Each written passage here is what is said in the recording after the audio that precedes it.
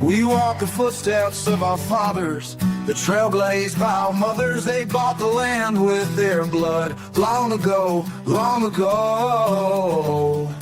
Aiel, Ogiers, and AudioBooks, oh my.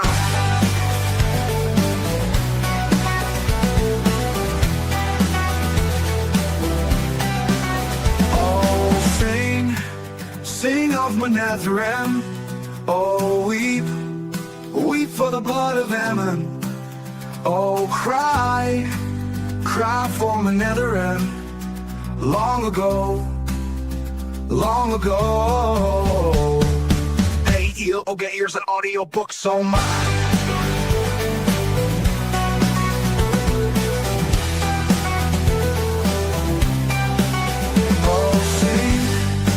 Sing of Manetheren, oh weep for the blood of Ammon. Oh cry for Manetheren, long ago, long ago. Aiel, Ogiers, and AudioBooks, oh my.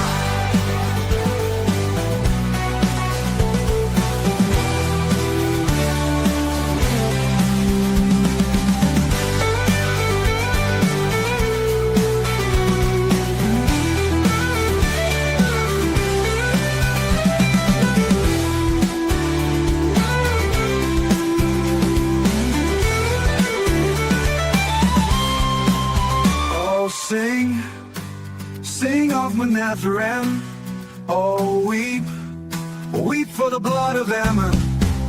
Oh cry for Manetheren, long ago, long ago. Aiel, Ogiers, and AudioBooks, oh my.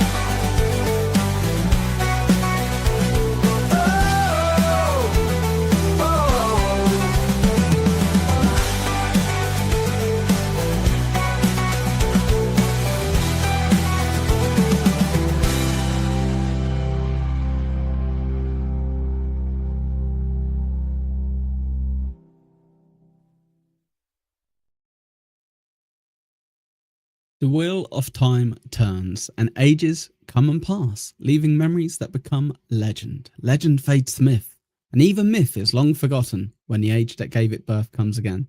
This is Aiel, Ogiers, and AudioBooks. Oh my. Bring me on the stage with you idiots. Let's go. Let's get this going. Beep, beep, beep, beep. Here I am. Here you are. Perfect. Here's everybody else. Oh, let's do the loop. Perfect. There we go. There we go. Chuck it over to the Dungeon Master, Spurgsnake. Hello, buddy. Hey, thanks for having me. Wait a minute. Your Thanks channel. for being here. That's the other way around. Yeah. I'm doing the hosting today. Yay. Yeah, thanks for joining Echo, Annie, and Lou. Cupcake is on the road again, delivering more packages and probably smuggling goods, and hopefully it's not people this time. I miss you, Cupcake.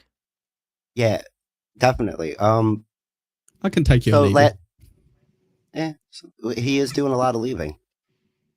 So last week we went through a couple of quote unquote filler chapters, I suppose. You know, we got a little bit of Moraine and Nynaeve bickering back and forth. Well, more or less Nynaeve kind of pressuring Moraine for information, and her being very coolly and calmly, you know, dodging her, you know, not giving her what she wants. And it was Egwene, Perrin, and Elias. There was a lot of that, and that's where this week picks up, is back to hanging out with the wolves. And last week closed, we were in front of a giant eye that turns out to be a legendary ruler, Arthur Hawkwing's eye. And this chapter picks up with Egwene hanging out by the fire where they were all chilling, and she's sitting under that same rock with the eye looking at her. But Perrin is feeling contemplative, and he goes down to this pool of water where there's some fresh water, and he's kind of fidgeting with the axe a little bit. You know, he's internalizing more. Here's more internal monologue from Perrin. Get used to it, I suppose. He hates it. He doesn't like the axe. He hates having to be a violent guy. It's like, you know, being pushed narratively that it's upsetting to him for him to have to do violence, even though he doesn't necessarily agree with the way of the belief that we were just previously speaking on. And Elias happens to be right there and sees the sour look on Perrin's face, and he goes, "Ah, you must hate her, don't you?" Referring to Egwene being up the hill. And I like that. Again, it's not really a straightforward comedy, but it kind of is in this case, where he's just like, He's so funny. "Yeah, He's so funny. you really." He's trying to get her with he's trying to get Perrin with like, "You hate her, don't you?" Even though he's suspecting puppy love, because we all kind of you would see that, and Perrin kind of corrects him. He's like, "No, it's the ex." He actually goes on to say in conversation with Elias that he loves Egwene, and not like that. I mean, not like a brother either or a sister.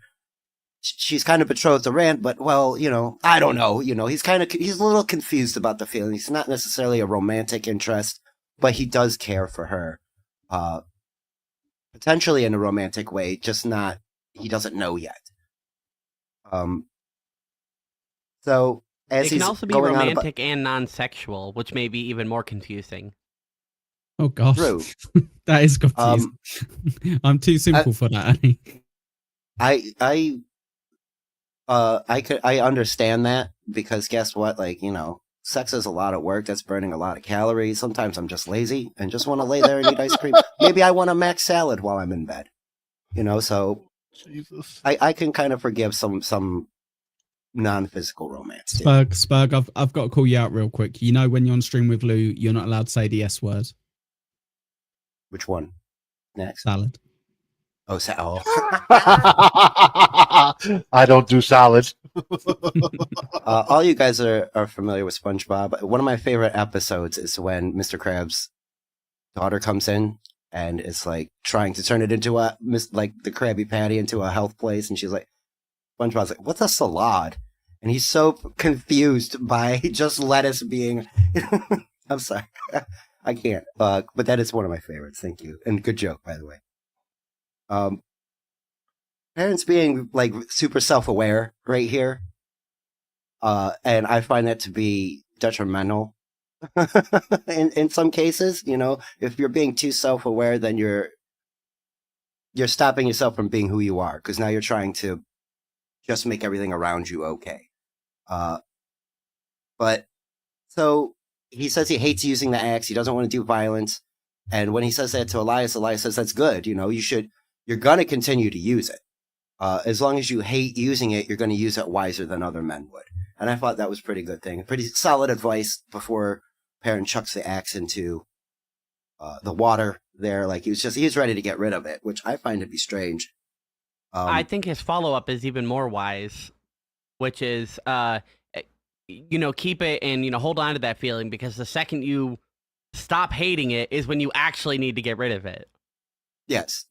Now, That's right. Very honestly, good. Excellent point. That's a brilliant point, Annie. This is for Lou. This is the scene they needed in the show to represent Perrin, and instead they went, "That's too difficult," and they went with the wife and the Dark One or whatever the bullshit was with him killing her.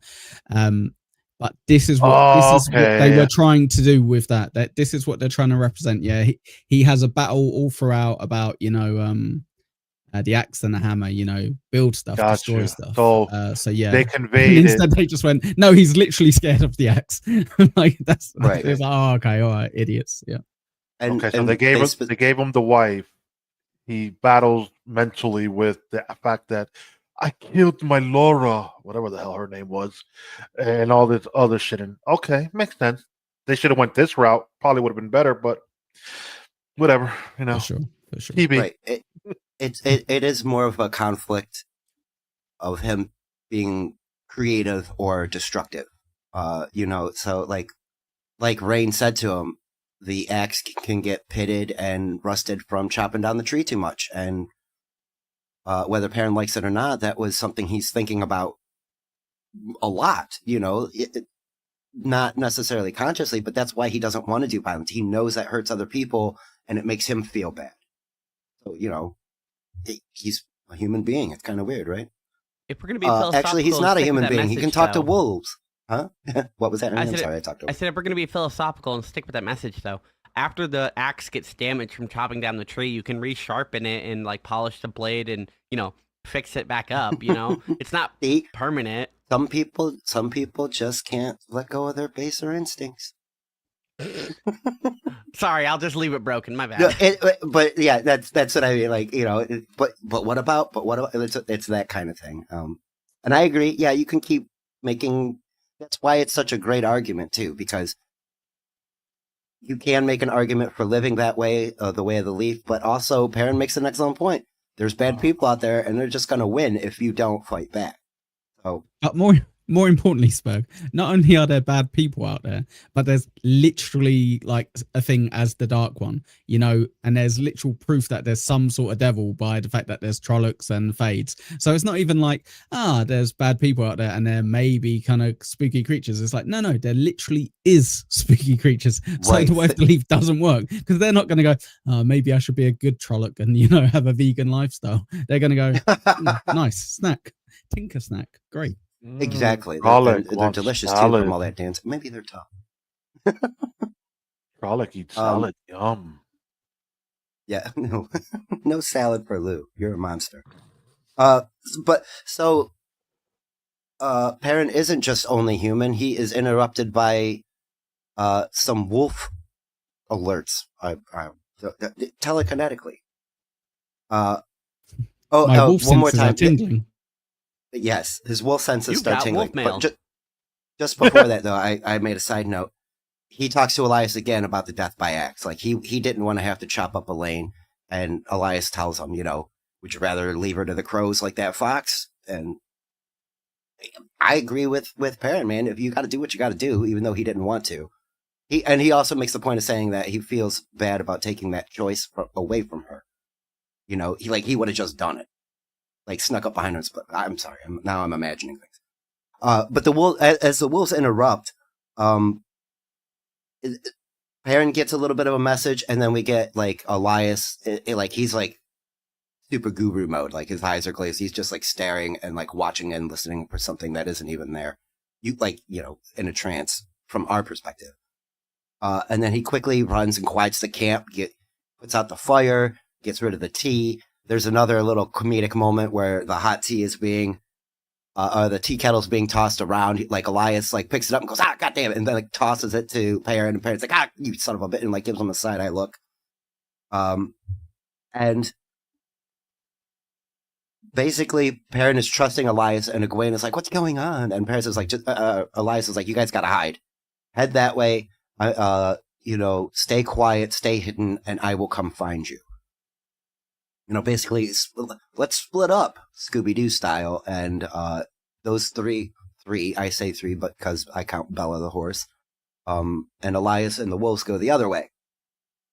So are you saying that they're Shaggy and Scooby? Egwene and Perrin, essentially. We'll go Shaggy, Velma, and Bella can be Scooby. I think that works out. Perfect. Any commentary up until this point from you guys? I've been talking a little bit. You got a little bit of drop from Elias. There's anything so far? Yes, no, nothing. It's kind of just, all right, here we go. Something's about to happen. I like the brief forms and flashes of communication that Perrin's getting, because he's not really open to the receiving of it, but he's still picking it up with his brain antenna. So even though he's not wanting to get them, he's still picking up the messages. So not only is he not picking up the full frequency of them, he's ignoring part of them and not really getting the messages of them fully. And yet he's still like, there's some danger about to happen. So it's nice that they're still getting through to him. Lou, any opinion so far? Salad? It's just moving. It's going. Let's get to the fun. Let's get to the meat. I know you're anticipating what's coming up, which will also get back to the wife being refrigerated in the show commentary. What did you think about Elias? This is a little bit of a tense moment for Elias and Perrin. You know what's coming up, Pineapple. Are you anticipating that too, just like Lou? I'll tell you what. Yeah. The build up to this. I guess this is why Perrin's maybe my favorite character, or at least like top 2 favorite characters in the entire book. It's because early days you get good Perrin, you get a good amount of Perrin, like introduction. You kind of learn what he's about, and I think with this as well, even when he kind of explains the Egwene, like just a little thing, but he explains the situation. He's just such a like nice guy. He's kind of like, well, no, I don't like fancy her, and I know you keep hinting like maybe there's a bit of romance.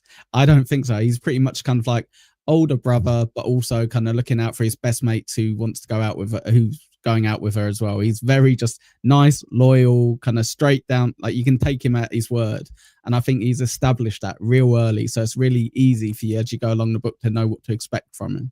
You know, I don't think we have that about anyone really. Maybe a little bit Lan, but he's a bit more mysterious, obviously. Right. I agree. Perrin is a 5-star wingman. I just kind of hinted at it because the show definitely was trying to push that. We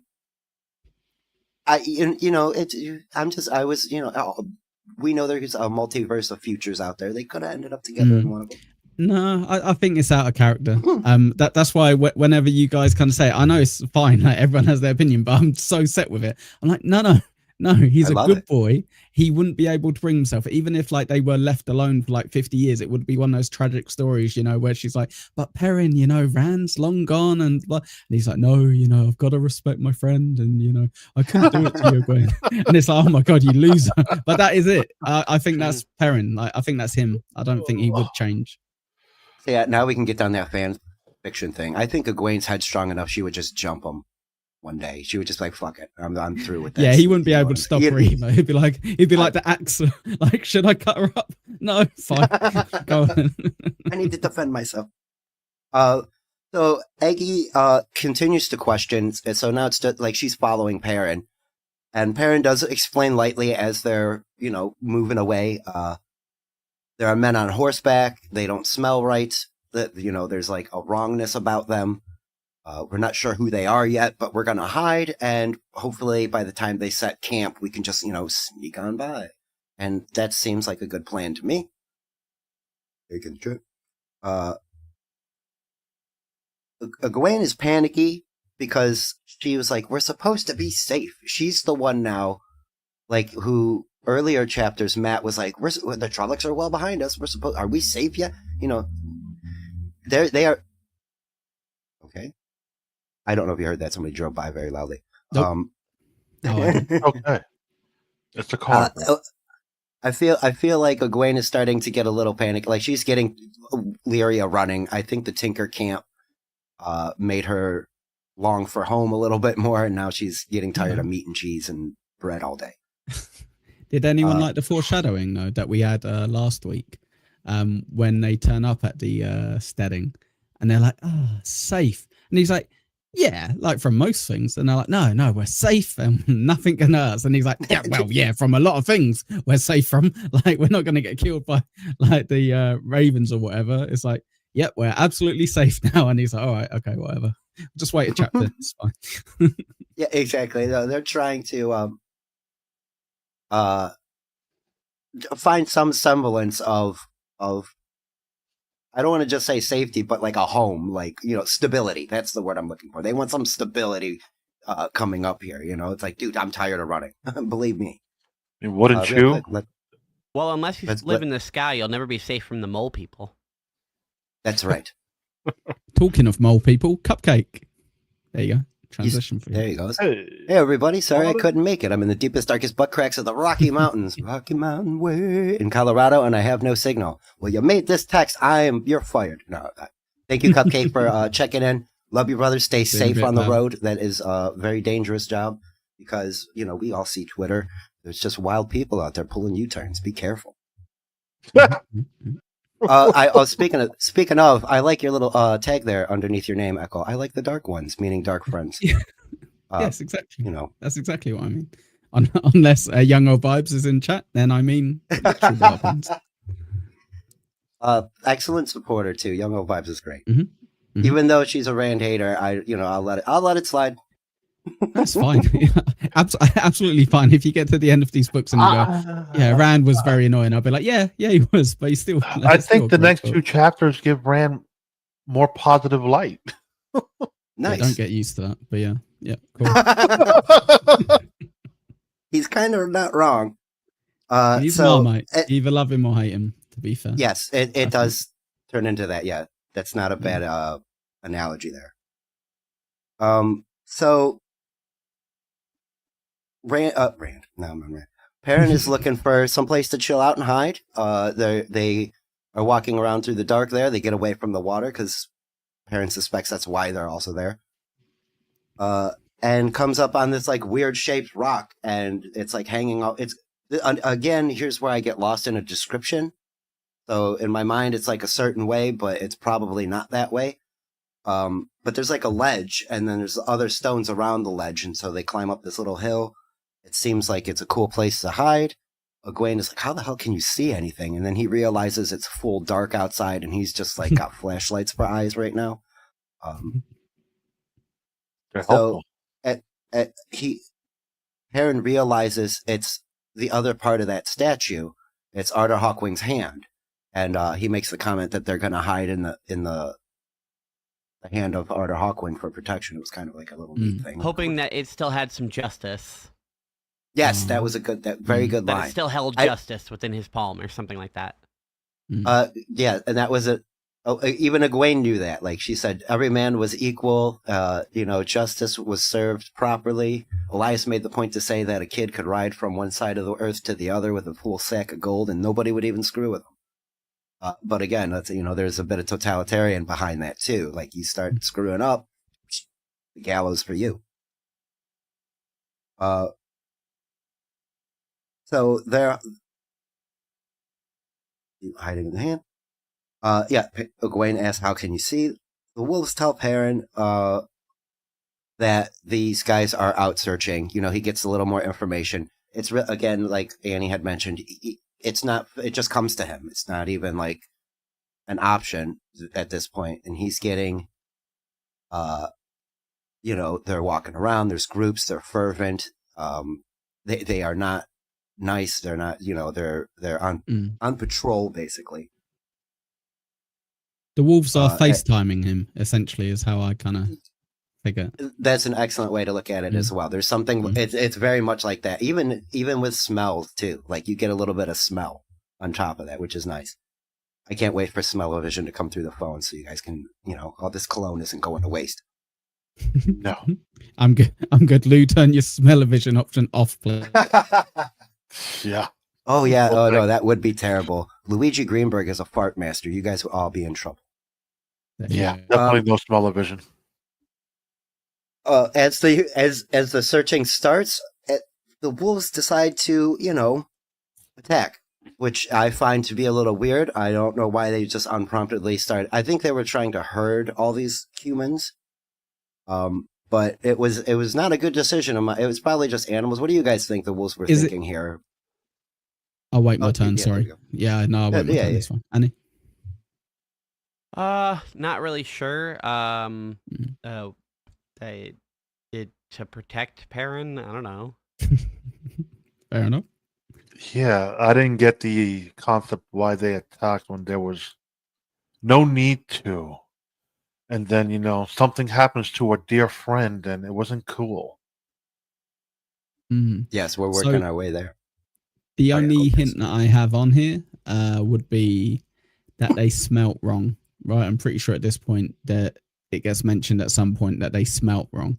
And I think we're supposed to just learn with wolves that they're very obviously instinctual, so as much as they are smart, calculated, but they also said earlier on when there's Trollocs or Fades or whatever, they will go for like 50 miles to find them. Like they kind of get overridden with their animal instinct, I'm guessing.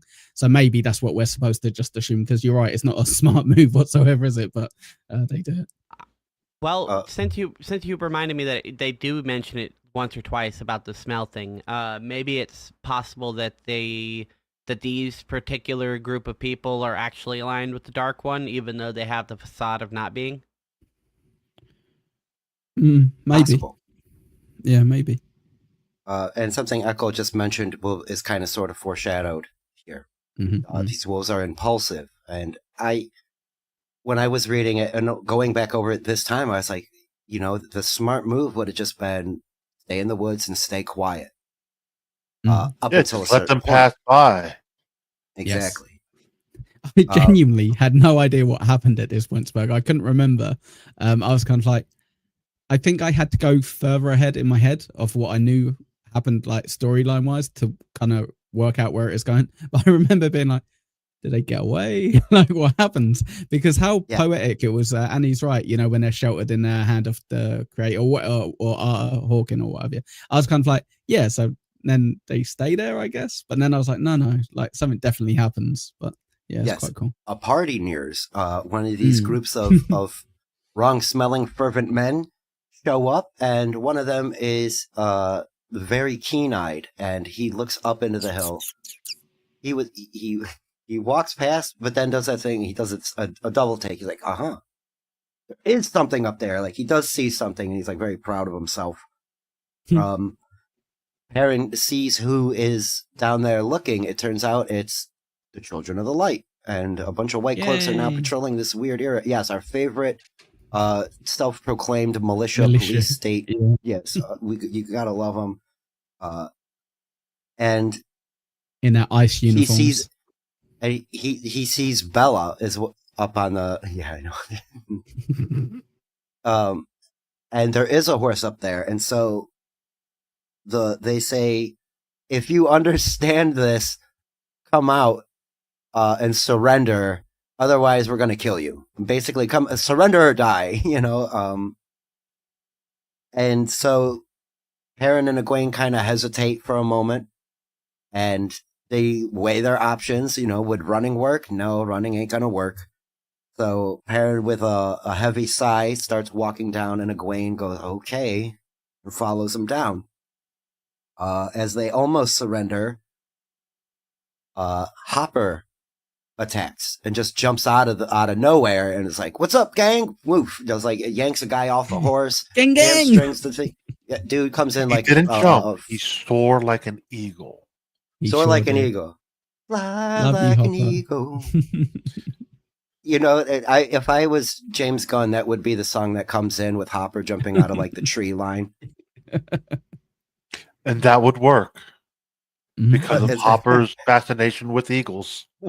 Dude, I find that a real all right. Side tangent. What do you guys think about that? A wolf that wants to fly like an eagle. Anything weird there? It almost brings a tear to my eye. I don't find it weird. I just did find bring it one to mind. I was like, oh man, that's cute and stupid. Yeah. Cute and stupid. Stupid random wolf coming out of nowhere and just being like, hey, guess what, I'm actually really, really good at jumping, so I can fly just like Samurai Jack. That's right. I didn't find it odd. He fantasized of being a bird. When you daydream and you see an eagle flying, you're like, God, imagine just being up there soaring through the clouds and coming in and killing your prey with your feet. Bro, Echo, you first, and then I'll say. That's fun. Hopper, I think, in a way, is a cheat code. Everyone loves Hopper, and there's hardly any information. This is pretty much all we have about Hopper early on. And you're like, oh, Hopper, tear in my eye, all this shit. And I'm kind of like, God damn you, Hopper. But I guess it's just because he's like, yeah, when I was a little pup, we kind of think we can do crazy stuff, and I never let go of that. And you're like, oh, good on you, Hopper, you little idiot. Yep, and that's it. He comes in like a beast too, man. He's knocking people off horses. He's chewing them up. And he looks to Perrin, and we get a nice like visual where he's kind of got bloody matted fur, and one of his eyes is missing, and he tells Perrin to run, brother. And as that's happening, a lance comes and pins Hopper to the ground. Ironically, he is now no longer a wolf. He is a carcass, because it's an animal. And Perrin loses his shit. I mean, like, absolutely snaps and breaks out the axe and starts to attack. Except we don't get any of that because he gets knocked in the back of the head and gets knocked completely out. Like, just God damn. Done. What's it called in those kind of games, like not like Baldur's Gate 2 and whatever, where you have a barbarian and they have a mode where Berserker. they just berserker. That's it. That's very much what I got there, and I was like, oh. Yeah, I know. I was waiting too. Like the very first time I went through the book, that was something I was waiting. All right, here we go. Fucking salad shooter time. Speaking of, let's keep the theme. But that didn't happen. All right, Annie, if you got thoughts, let's go. And then Lou's got something to say as well. I just think this scene was pretty cool.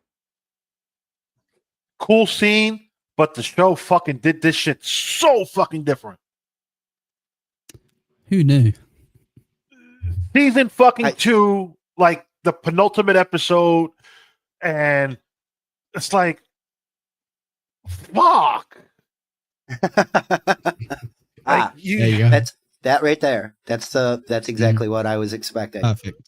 Mm-hmm. It's like, what the fuck, TV? Like, I don't know which one I like more, because they kind of both had.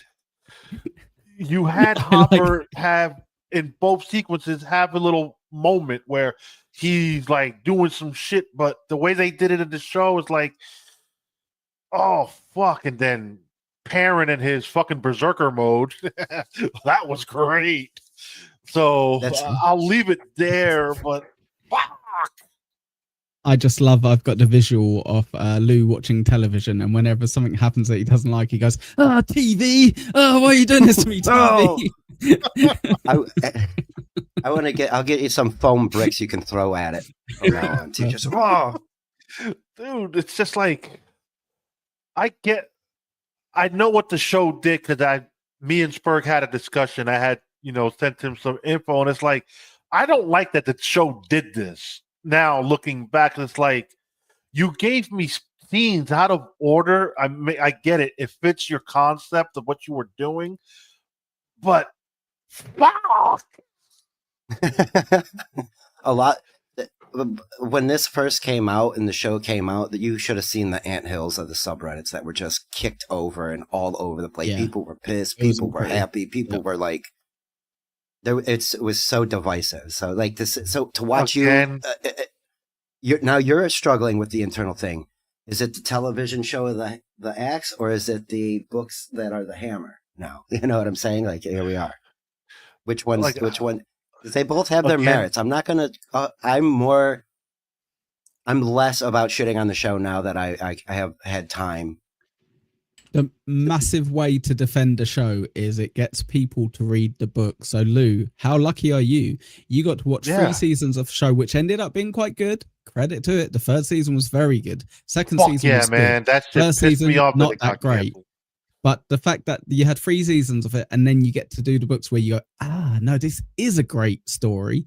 And then you get the whole thing. So, hey, you're winners. Yeah, it's a win-win. Amazon, I guess. It's a win-win if you look at it that way. Mm. But again, it's like, fuck you for cherry-picking moments and then moving them around out of order. So when this sequence is happening, you're like, but this sequence is fun. Like, it is what it is.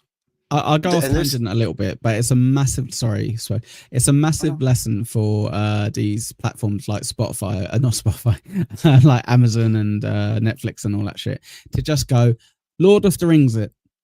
Get the cast, get rid of like some of the expensive ones and just get the cast in and go, we're shooting all 12 seasons, or like we're cutting it down to 8 seasons, but we're like doing it all over the next 5 years, and then and that's it. And go, okay, how much does that cost us? 500 million. Yeah, fine. And you've spent that money, and now just play all of it anyway. And if no one watches it, no one watches it afterwards. But just such a shame. Like, why bother with like, people see it as art, right? This kind of stuff. Why bother doing art if you're just going to cut your losses halfway through, or not even halfway through? See, the problem with that, Pineapple, is, again, let's just say hypothetical, it would have cost $500 million to shoot 8 seasons. You can sign the actors into the contract. You can negotiate all that. But the problem is, any streaming platform wants to see a return on this money.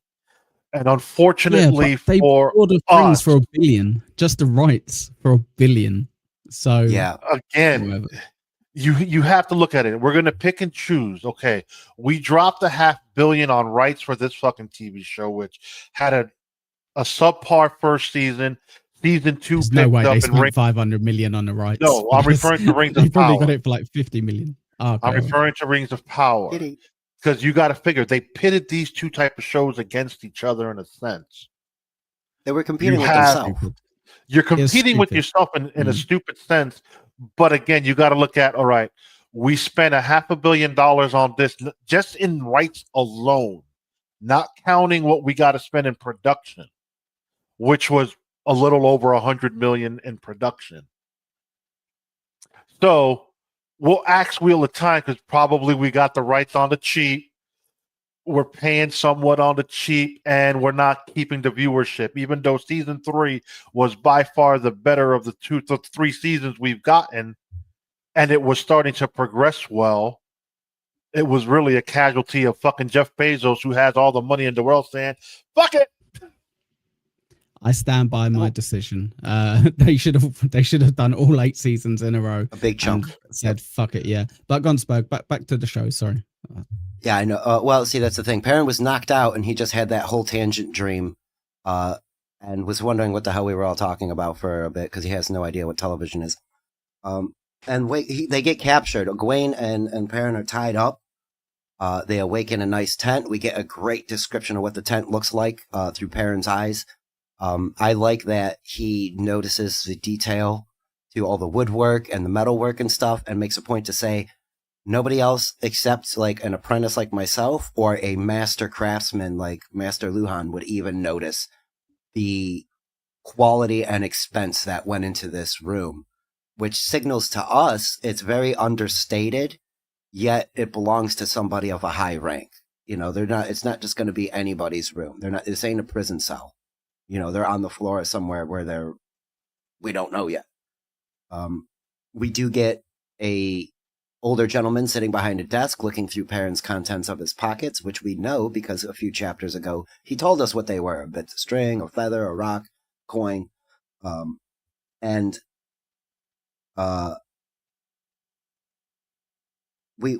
He starts talking to Perrin about what was going on. You know, you're a farm boy, you got an axe. Egwene is sitting there and kind of eyeballing him too. Like, you know, Egwene thought he was dead because they had hit him. That's what happened. Perrin got clipped in the side of the head. That happens in a minute. Pyre does it. But we find out who's behind the thing, and there is another white cloak that comes in halfway through that slight conversation where Perrin's still reasoning out where he is and waking up. I wrote the names down. I don't want to say them yet because they kind of haven't been introduced, but I changed my mind. We find out it's Captain Bornhold is the main guy. Yes, and then there's his little crony that's also in the room, Child Byar, which if you like characters that you like to hate, this guy is supposed to be one of them. We'll get to your guys' opinion on Byar. We just got a little bit from Eckel. But so with Perrin and Egwene tied up, like I'm guessing they're on their knees at this point. Like, you know, they're hog tied, I guess we would say, you know, with their arms behind their back, and then their ankles are tied, and then there's a rope in between their ankles and their wrists connecting it that way, so they can barely move. Perrin remarks that they're tied up more than a horse would be tied up. Like, who do they think we are? You know, that like it. All right. We know who they think they are. We're going to find out here. So Captain Bornhold talks to Byar, and Byar explains what the skirmish was about. And he embellishes a lot. There must have been, 30 or 40 wolves out there, and they got a couple of our men. The remounts are lost, and there must have been 10 men out there too. And we caught these 2, but the rest have gotten away. And Captain Bornhold kind of just calls him on his shit. He's like, Child Byar, we could tell you're like a new guy. He laughs at him. He chuckles. Like, basically. And Byar's like, as he calls him on it. Yes. And then,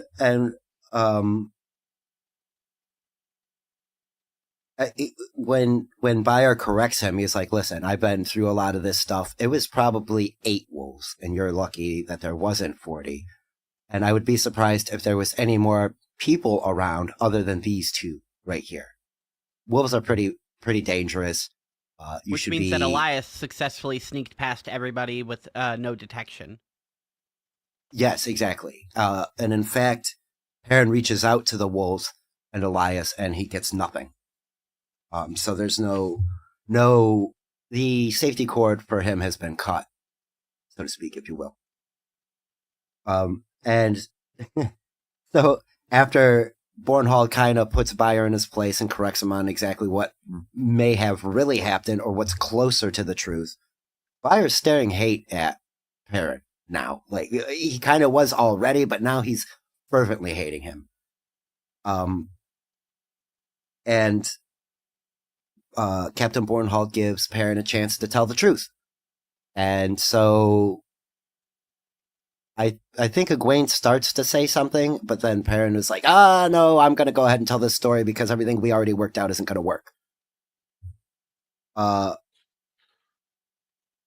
So as Perrin's telling the story about how they are from the 2 rivers, they left, they went to Sheol and all of this,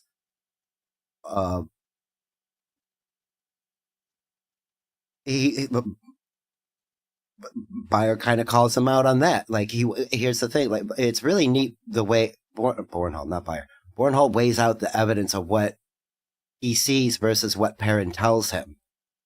And Bornhall, again, uses like this logic that works out, but it's not right. Exactly. I mentioned it before one of the times when Cupcake was here. The White Cloaks seem to be wrong. By the way. Not Shelgu. Shadar Logoth. Yeah, thank you. I'm sorry. Yes, the wrong one. Right. Arid Hall, Shadar Logoth. He counts on his hand. 1, you're dressed like a farmer and you're carrying not a merchant's guard axe. That's not a woodsman's axe. That's something. 2, you got a Tarvalin coin. 3, I can't remember them all. I should have wrote them down, but I didn't. But you guys know what I'm saying. Go read the books if you want to know the rest. Everybody here kind of knows because they already listened to it. 3 was, he mentions what Echo just said, the Sharvala, whatever the fuck it's called. Right, the evil place. The Tarvalin mark. And Bornhall is aware. Right, Bornhall is aware that Perrin can talk to wolves. Like, he's heard of it. And that's basically where he accuses both of them of being dark friends, because you associate with wolves. And that was the other thing. Bornhall mentions that Trollocs have wolves' muzzles and things like that. And then Egwene is trying to help, and she goes, they also have eagle beaks and ram horns. And it's like, Bornhall says to him, I give you every opportunity to like try to explain your way out of this correctly, and you just kind of keep, tying the noose around your own necks.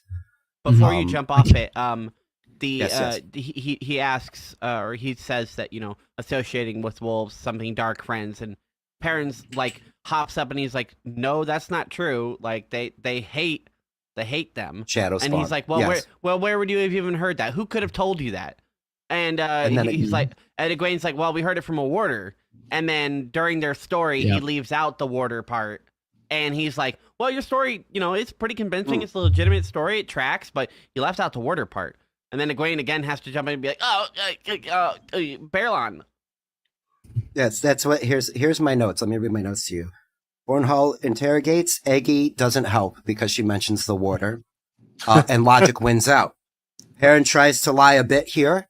And Egwene actually helps because when he gets to that part, she comes in. Oh, we met him at an inn and we had lunch with him and he told us all this stuff there.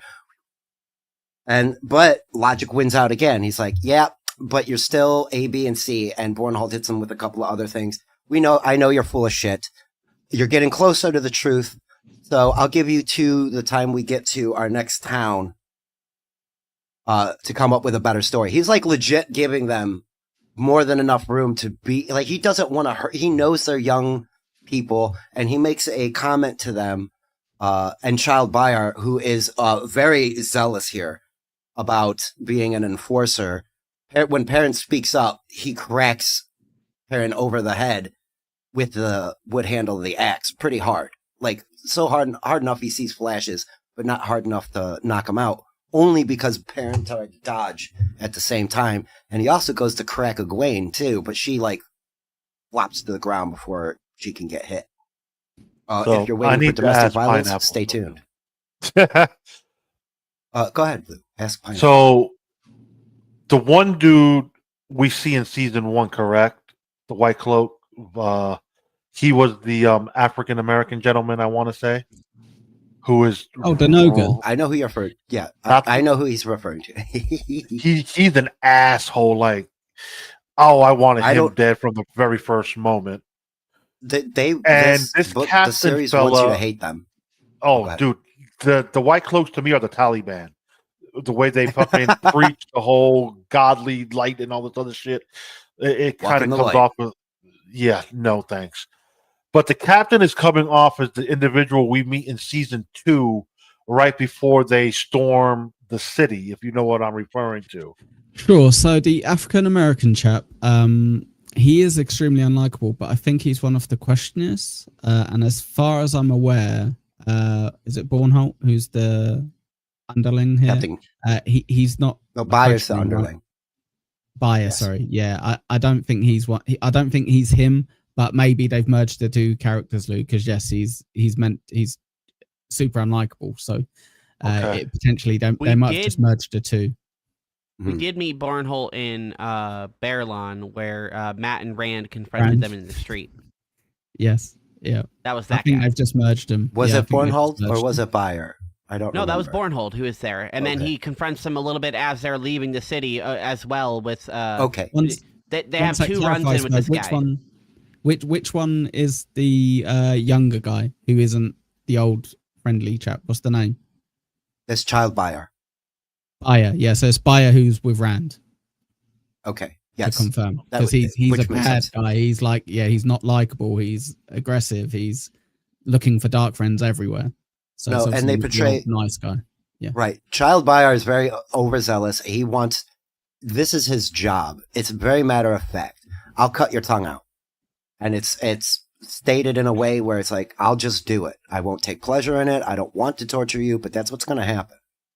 And to that point, Captain Bornhold wants to take Perrin and Egwene to Amador? The next I can't city. remember the time. Yeah, I believe that's what it was called. And so Buyer's upset. He's like, my lord, I mean, we can't. It's just going to weigh us down.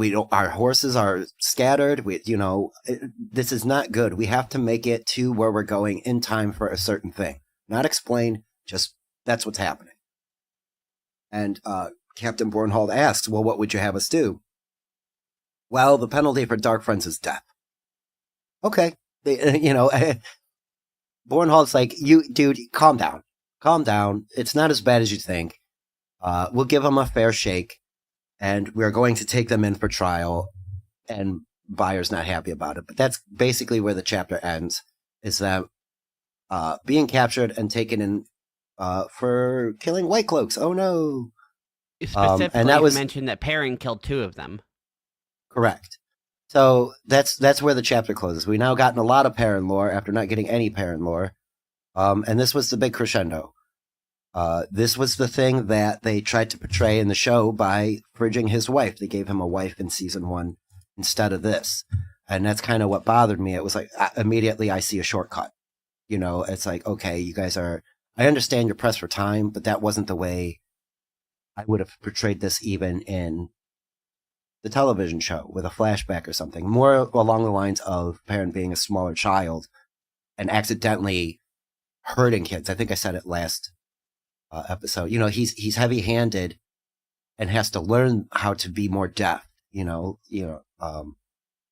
Which we will get from another large person character later on, who's very much a gentle giant style of character. That's what Perrin is trying to fancy himself as, and we saw in this chapter that he is staunch about not being that guy, even though he isn't as extreme as the Way of the Leap. What do you guys think about this chapter in closing? I think it's fantastic. I like the little interrogation bit. I liked how it opened. It was a nice like up and down moment. I feel like just they could have like added another little bit of them more out in the woods, running from the cloaks. But I understand that wasn't their plan. But I like the way it was paced. It moved right along. And I really like both Bornholt and Bayard. I think they're interesting characters. Awesome. I want them to die. I want them to die a painful death. And again, I don't know what it is with Robert Jordan, but he has a way of introducing. They're supposed to be good people, but yet White Cloaks just comes off as KKK-ish to me. Right. Like his the way he's doing these things, like dude. Or Crusaders, or the Spanish Inquisition. You know what? Or that's probably a better definition of them. The Spanish Crusaders from the medieval times. Fucking what are they? Oh, I can't think of it. Whatever. It was a show on history that I quite enjoyed. Knights Templars. Yes, the Knights Templars. Mm-hmm. Yeah, they do come off as that. But again, I like what he's doing, and the show gave me something a little different in season 1, which was kind of cool. And what they did here with the introduction of said individuals is like, fuck you. I'm like, I'm tired for this press of time and doing what you do. Should have just left it as it is, but we can't get what we want. Echo, you love Bayard or no? No, but I do love Bornholt.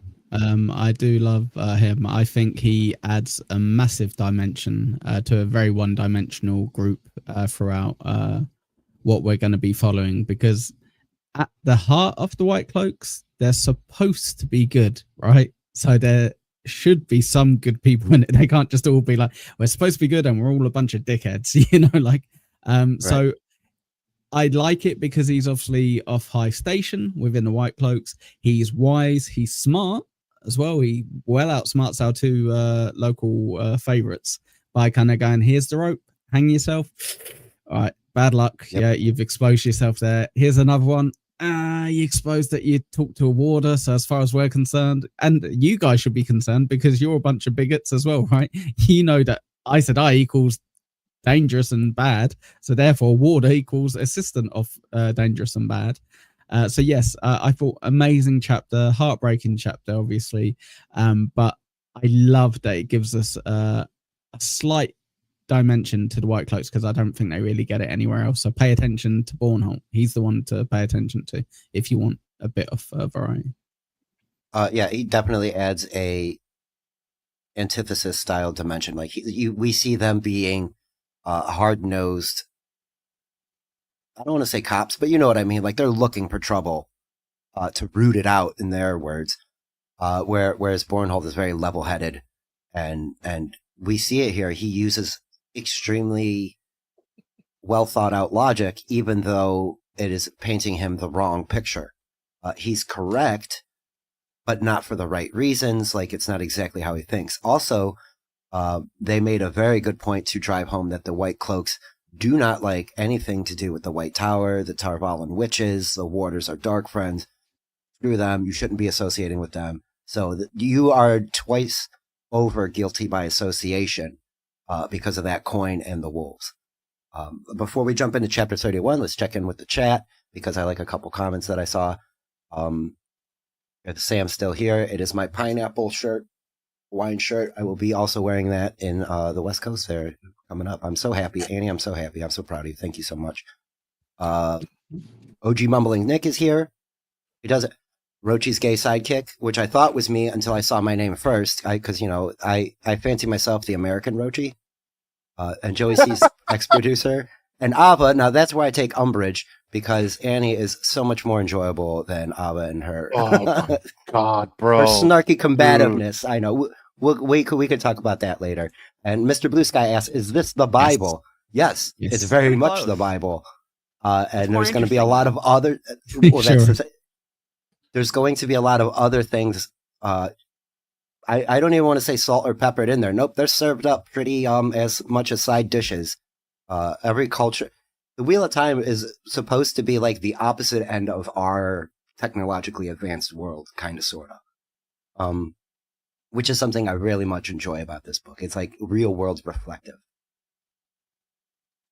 Sorry, I was late. Somebody was setting up a geocache. Nerd, if you know what a geocache is. And also booby trapping it, which is a great thing to do. For those that don't know, it used to be a real big thing in the mid-aughts there. You could go on a website and see local geocaches, and there'll be a little box with like trinkets and stuff in it, and it's leave one, take one. So you leave a bunch of stickers, and then you take something out of it, and it's like, a communal kind of fun thing. Booby trapping them, on the other hand, is even more fun because, how else am I going to get to use my bear trap? My family was really into that in the late teens. Yeah, see, it's really neat, and that's a good point too, because it is a family affair. You can't just go out to a park to look for something. American Cupcake checking in. I absolutely love this chapter. It was exciting. We got a lot of knowledge. It was a great chapter and loved it. Yes, we definitely got much more insight too. Don't let him cheat by adding his opinion without being on the show. No, Cupcake. Get in now. Super tip. Or at least super tip it. .gg/echoes. Start sending some money, Cupcake. You skip mumbling Nick. Your next one's costing. Your next one costs $3.50. You skip mumbling Nick says I choose violence for everything, and I love that comment. Yes. Who always wants violence? He's consistent. I'll give him that. Oh yes, that's right. Violence is the key to life. Don't let Lou look at the chat. What have I taught you guys? He's like a little sparrow. No, he's right. I shouldn't have skipped that one though. Hey, I'm being good. I'm not acknowledging the chat like that, Pineapple. It's not halting the show and addressing a thing. That's I'm guilty moment of the show sometimes. where we were addressing the chat. So let me have that. Anyway, two more chapters. Come on, wrap it up. No, I'm gonna make Echo and Lou fight some more. Okay, chapter 31. All right. So that last chapter was titled "Children of the Shadow," which kind of has a number of meanings, really, which I thought was neat. They hid in the shadows. They're being accused of being shadow friends. The children of the light, and shadow, whatever. Chapter 31, Play for Your Supper. We get a nice perspective change. We're back with Matt and Rand. Hooray! Yes, we get whiny Rand and paranoid Matt. Yeah, exactly. Right, the two wackos. Yeah, the two that are probably most likely going to go crazy here in the short term, for sure. Oh, for sure, Matt. No doubt about it. The chapter opens up. We're heading down the Camelin Road, I believe it still is. They're heading towards Camelin. It's a big, huge highway, basically, before them. Rand is recounting his blessings along the way. Some people were very nice to him and gave him a scarf, gave Matt a scarf. Others not so nice. It's been kind of hit or miss. We're back to the Lord of the Rings tropey, let's walk kind of story line-ish, arc, whatever you want to call it.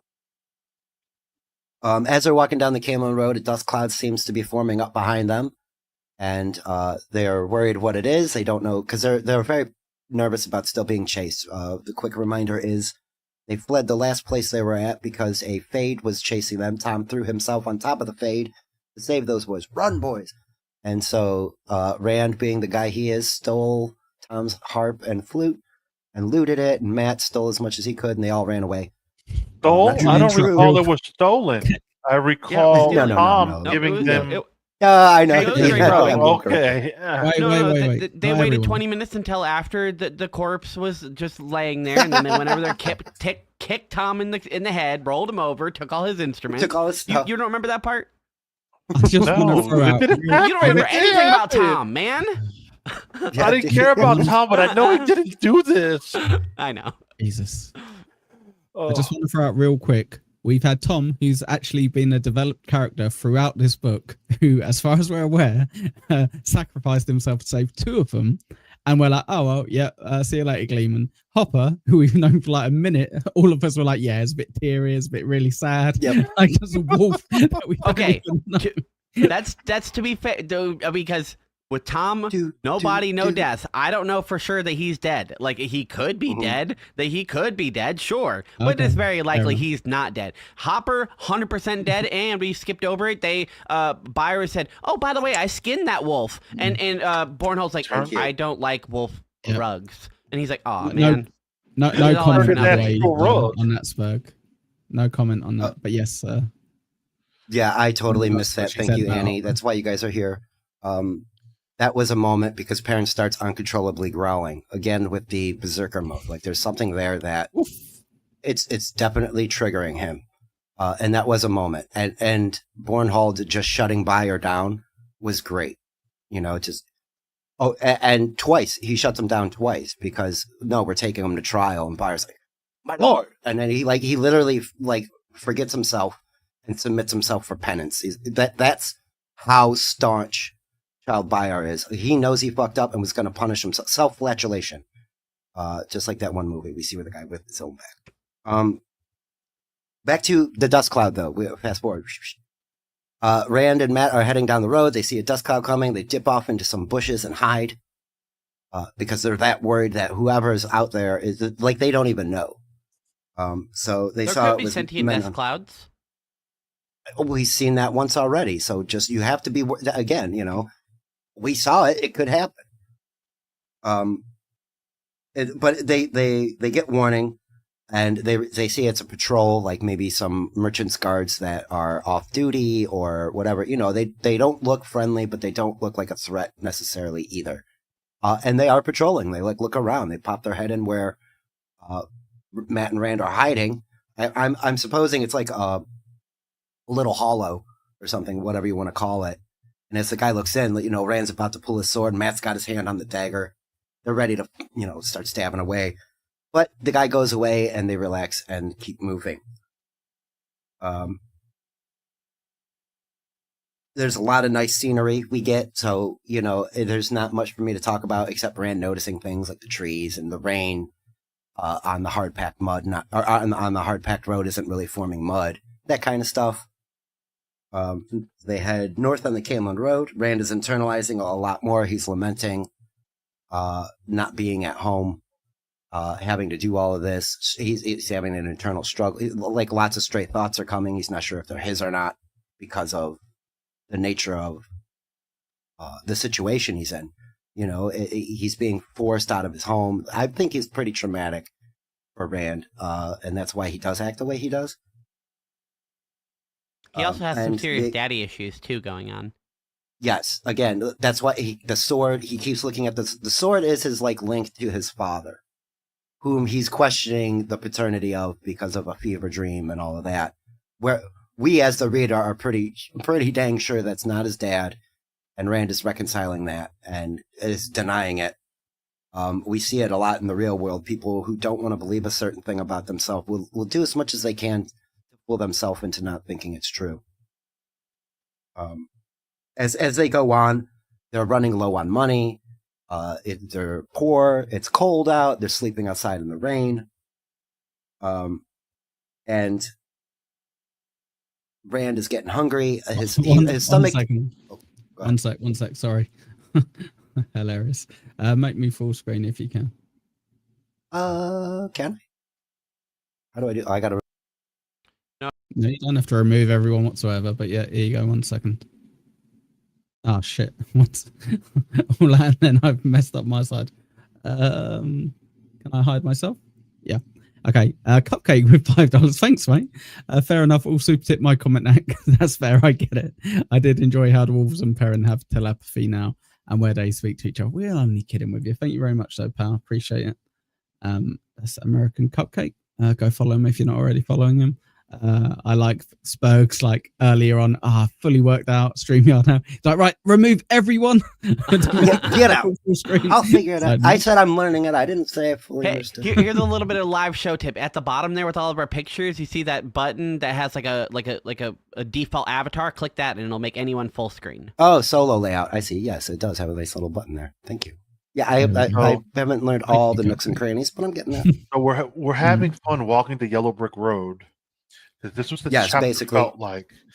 You know, we went from one farm to the next farm to the next farm to the next farm, begging and we're for learning scraps. to play with our flutes, and we're juggling so good. Yeah, yes, we'll get there but before that, you know, Rand's so hungry, his stomach isn't even growling anymore, and he makes mention to Matt that maybe, Lou, your favorite little plot device here now, maybe we should sell the ruby off that dagger that you got there, Matt. Never. Matt, exactly. He literally picks a fight with Rand. Why do we got to sell the dagger? Why don't we sell your sword? And Rand makes a good point. Why would I sell my sword? It's attached to my dad. Like, again, we were just talking. Oh, no. But he's Shablu, it's a brilliant point. Oh, what are you going to sell? One giant ruby from a dagger or a sword? But Rand's counter, it's Yes. Rand's counter to the sword. Farmers don't want a sword. Well, and counter to the counter, he can't sell the ruby either because they're just going to get chickens. What are they going to do? Paying chickens? Yeah. And Matt's counter was what? We're going to get a bunch of chickens that ain't going to do us no good either way. In my notes, I wrote that the boys now farm work all the way while they're moving north. You see what I did there? They're farming work on the farm. Ha ha ha ha.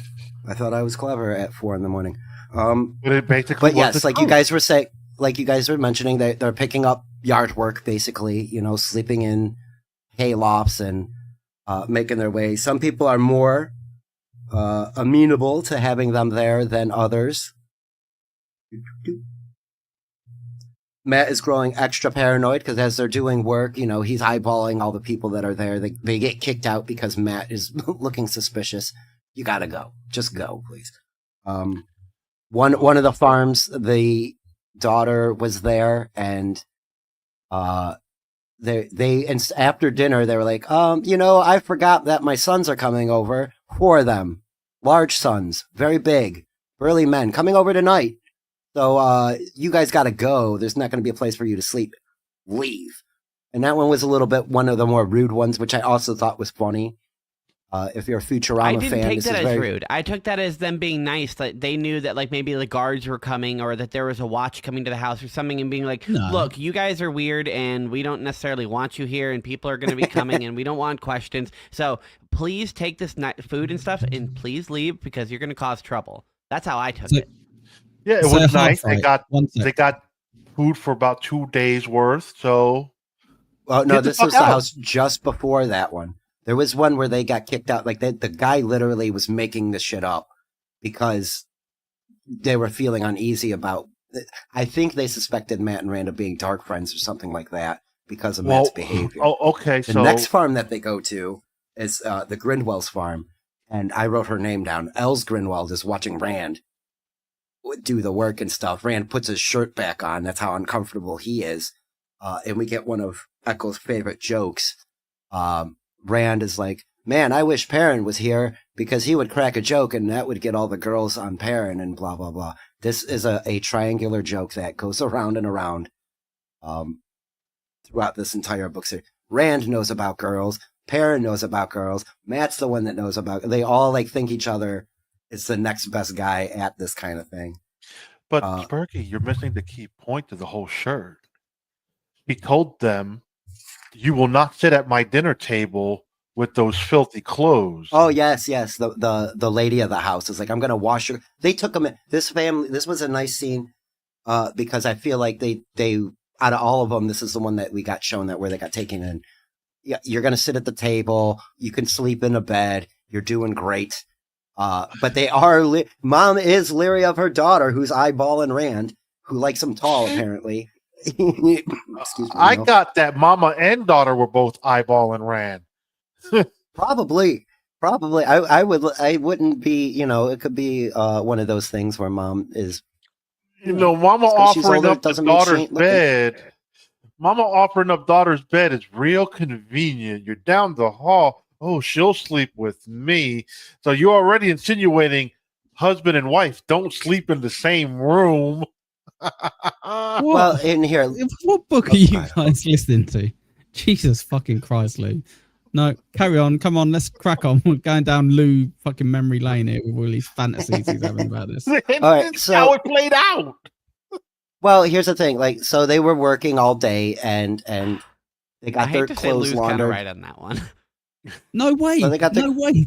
What she's saying is, I know exactly what my daughter. No. Let me say. I'm adding on to it because she pulled the daughter to her room so that they didn't fool around and sneak into the barn and shit, so she could keep an eye on the daughter all night. Yeah. No, exactly. Yeah. So Lou's completely wrong. So Lou's not remotely right. I'm saying he's right about the part. Where's the dad in this? So you're just kicking the dad out, and the dad gets to sleep on the floor, and then the two women are sleeping in the bed. How many beds are in the main room? What's going on with the dad? Where'd the dad go? He's going to be standing right outside the boy's room with a shotgun. That's where he's going to be. He's going to be waiting to see, ain't nobody touching my daughter or my wife. Now get the hell out of here, boys. Right? And to that point, the lady Matt of the house does realize... Matt don't want to touch no one but that goddamn dagger. Right. Well, here's the thing. Matt does do juggling for the kids who are around the house, because apparently this is, a very Brennan-esque household, or maybe you just can say Irish, right? 10 kids in the house on the farm working. And Matt juggles for the kids. And Rand makes a point to say Matt visibly relaxes. Like the children it's like the first time he sees Matt kind of chill out and be regular since leaving the Two Rivers. It's like he's juggling it's got a distraction kind of thing, I think. And Rand plays the flute, and everybody enjoys Rand's music for a while. And here we go. He notices the older daughter kind of eyeballing him, and he's like, I'll just keep playing the flute. And so he literally plays every song he knows, all the songs. And the wife says, all right, boys, it's time to go to bed. The husband says, yes, the farm isn't going to wait for me. I got to get up early. He is off to bed. But this is where the wifey goes, you boys need to get an early start, though, don't you? You need to be gone before the rest of the family wakes up. Wink, wink, nudge, nudge. And Rand says, yes, miss, I get it. I understand what's going on here. Thank you for the hospitality. We're not here to wear out our welcome. Basically, they're not going to be trouble for the family. But Rand is happy. He's like, the juggling and the flute playing actually got them some respectable food and a nice bed to sleep in. So that we're on the old upswing for a moment until we get to the town of Four Kings. So that chapter is a bit shorter. It was like a half hour, I think, 25 minutes. Lots of flowery scenery, a little bit of tension, a little bit of more Matt and what's going on with him and the dagger. He's clutching it like 10 times this chapter. And the boys are having a rough go. If I was making a episode out of this, it would have been a montage kind of thing with a little bit of comedy, mucking out the stalls, having cute girls look at them, getting chased away and having, you son of a bitchin' kids, because, it's people throwing chicken feathers flying everywhere, kind of comedy in my head. How did you guys accept this chapter? Was it fun? Was it just like Lou mentioned earlier, Yellow Brick Road? Remember the order: Annie, Lou, then Mr. Pineapple. It was fine. I didn't hate it. It gives us more chance to see what's going on with Matt and Rand as like personality changing and struggling, and seeing how they're handling being alone and on their own, which is nice. Them coming together and working a sort of grift to get by, and being a sort of performing duo. I kind of like that. The chapter itself moved pretty quickly, though, which is good because not a lot going on. Yeah, it's a short chapter. It was, you can see little tension with Matt and that dagger. There's something going on there. Granted, I know more, but I'll go there. If this was TV show Rand, I'm sure he would have banged both mother and daughter at some point. Because TV show Rand was a pimp.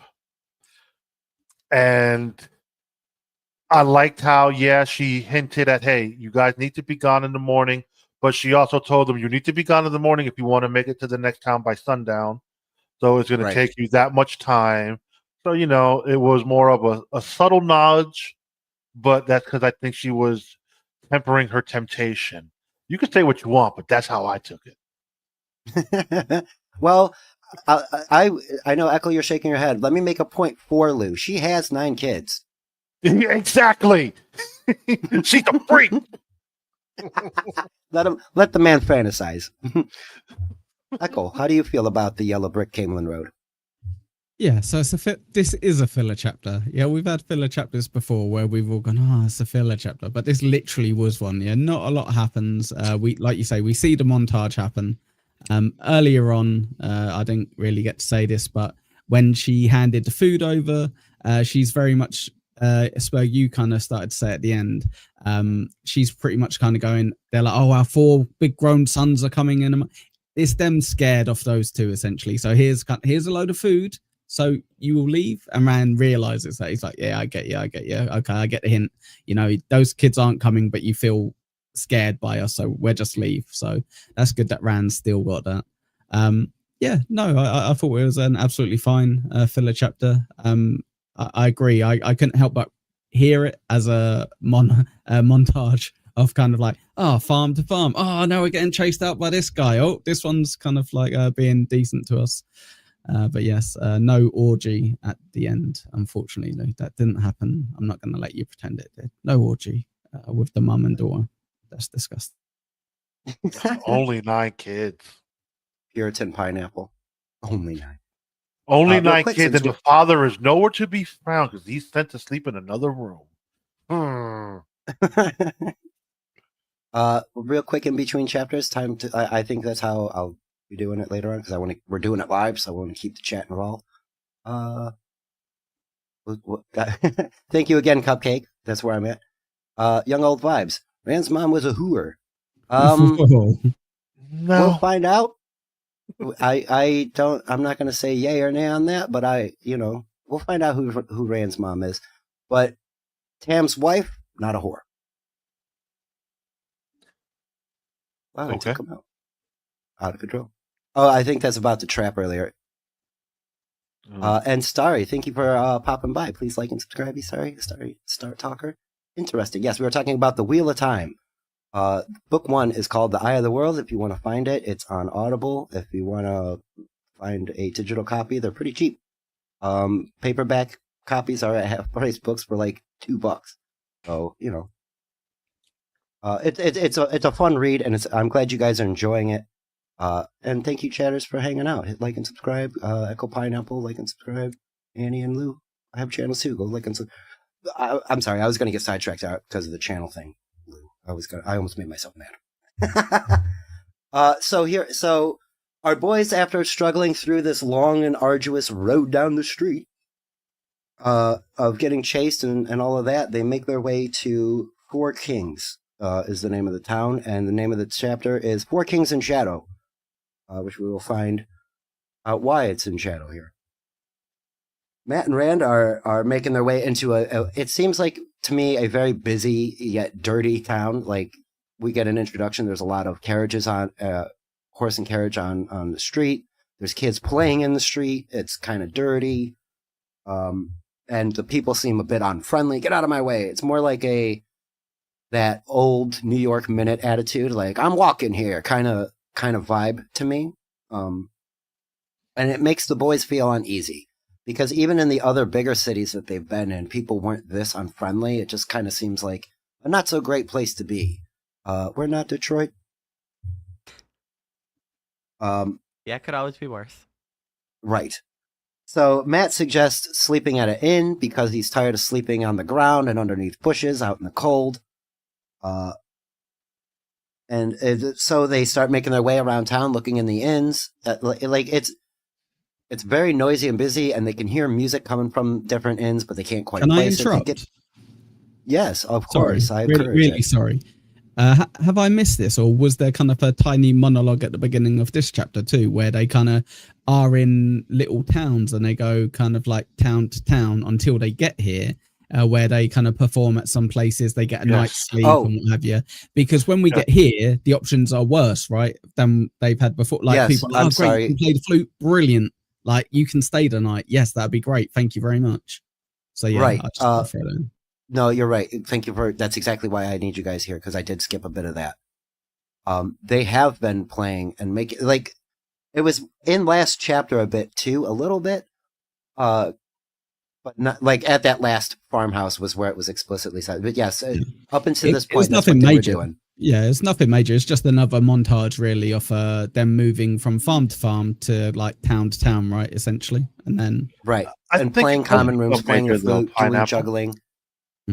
Because he's using it to barter for Yes, room and board and a meal. So we'll play and juggle balls. You provide me food and a room to sleep in.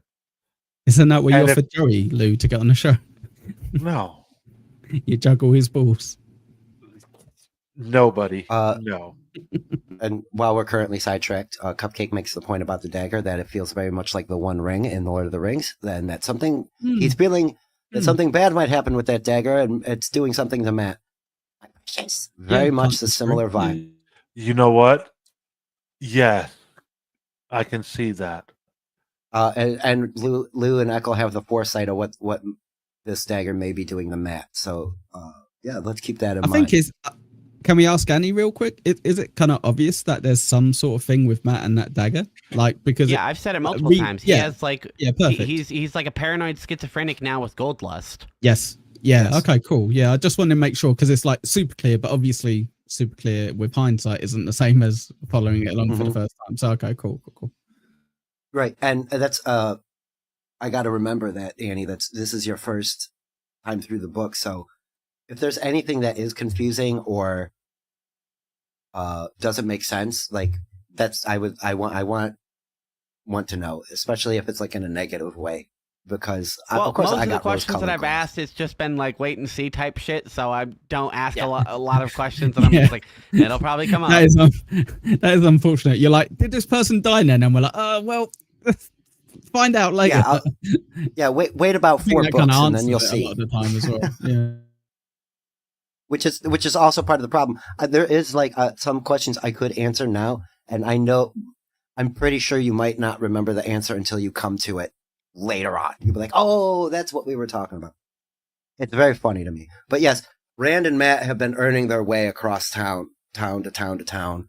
And that's this. They notice the difference here, and that's why they're bringing, every inn that they go to is packed. We already got a guy playing a flute. We already got a juggler. And, so they move on to the next one. And as they're moving through this town, that's where they notice that these common rooms are a bit more crowded, a bit more rowdy, a little bit more brawly. It's very hard to find a room for them. That they're just, they're getting kicked down the road. But they finally find one. And it's called the Dancing Cartman. Ayo. It's not Cartman, but a Cartman. Like a guy. Screw you, God. I've got dark friends.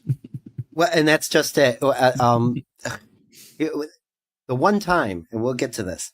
The business is slow as they come in. There's probably about a half a dozen people. It's dirty. It's not great.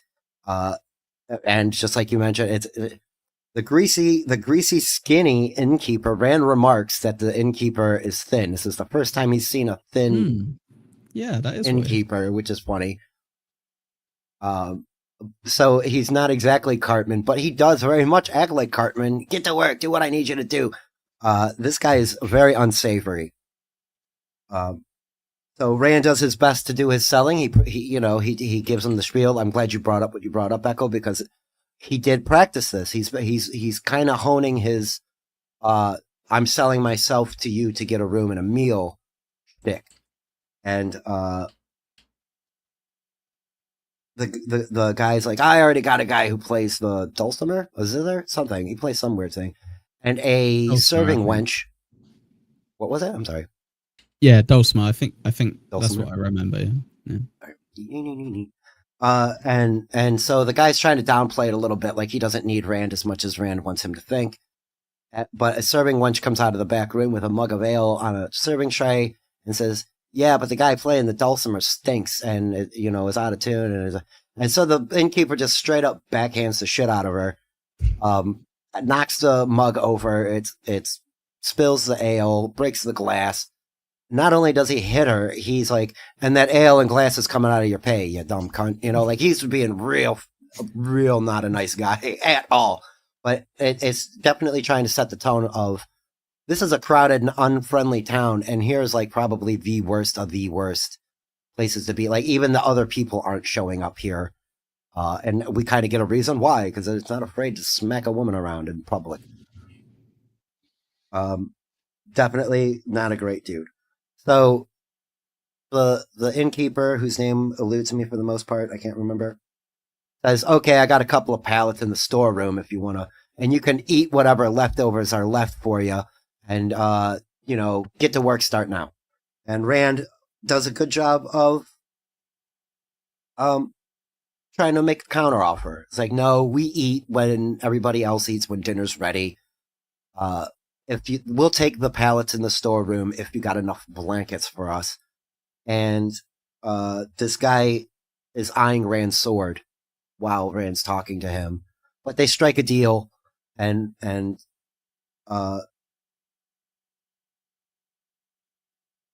Rand is going to perform for the night, and they got the room, and everybody's okay. Matt'll juggle. Rand is doing a little bit of internalizing again. He realizes that having the Heron Mark sword is possibly a trail from the Murdral and anybody else who's going to be looking for him, because people are going to ask, and people, right? And that was like, dude, you dummy! All this time, you just now figured this out.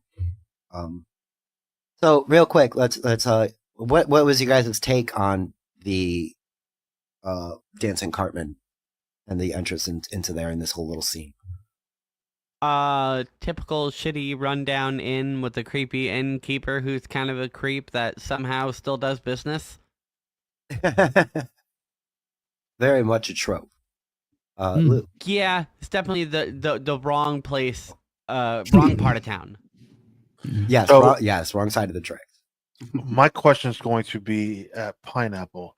Is this the spot that were introduced in season 1, I want to say episode 3, maybe 4, where we get introduced to Tom Maryland? Because this is the vibe I'm getting from this particular spot.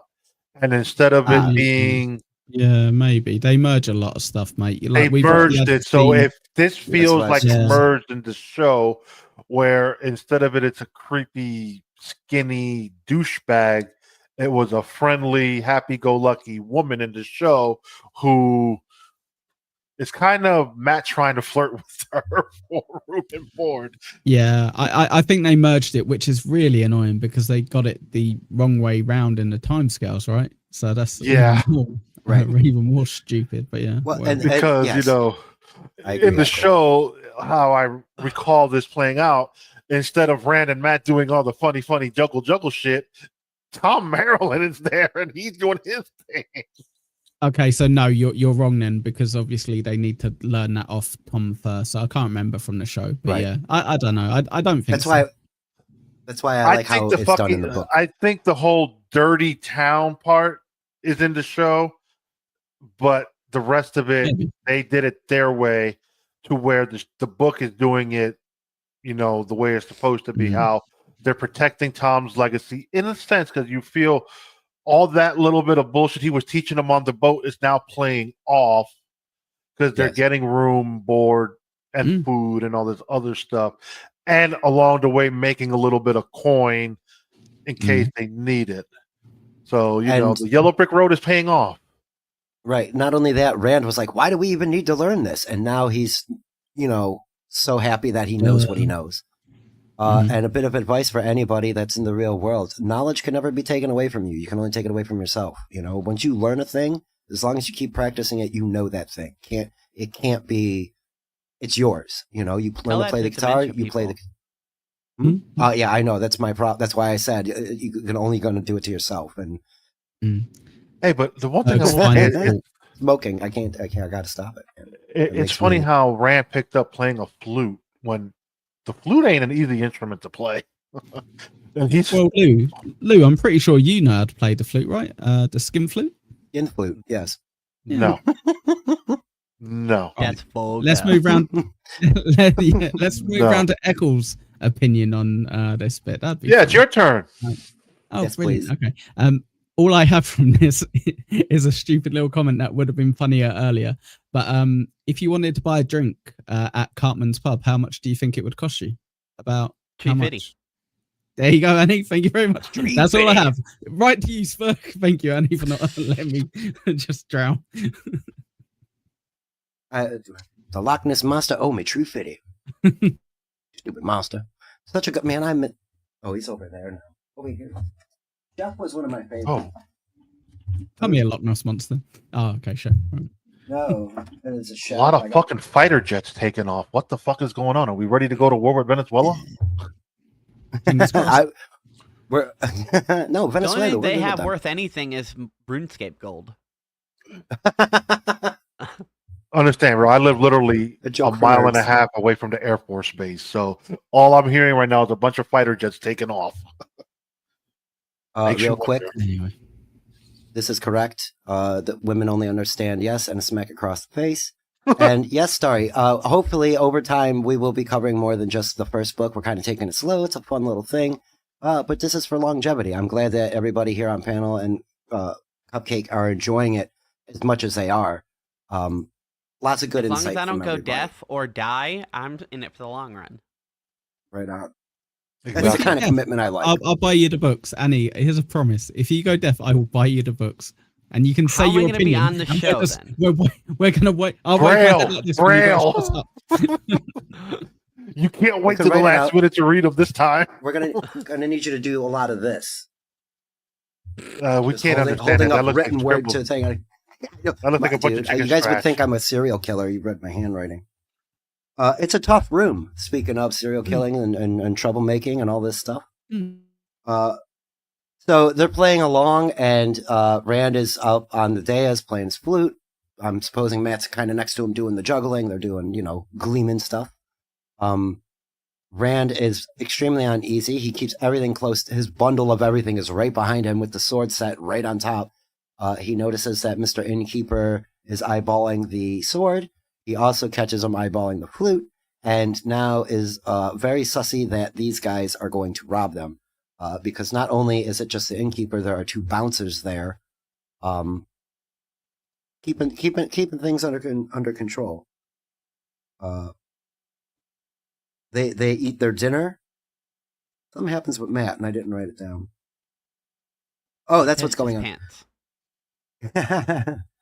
on. But no. Rand mentions to Matt, "Hey, look, man, I think these guys are going to try and rob us." And Matt goes, "Yep."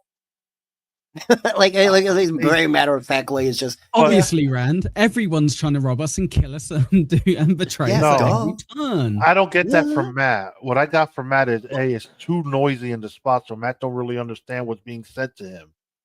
Oh, that You're- could be because they you're do to mention that. that he yells. Remember, there's the room is actually acting louder than what they're playing with the instrument.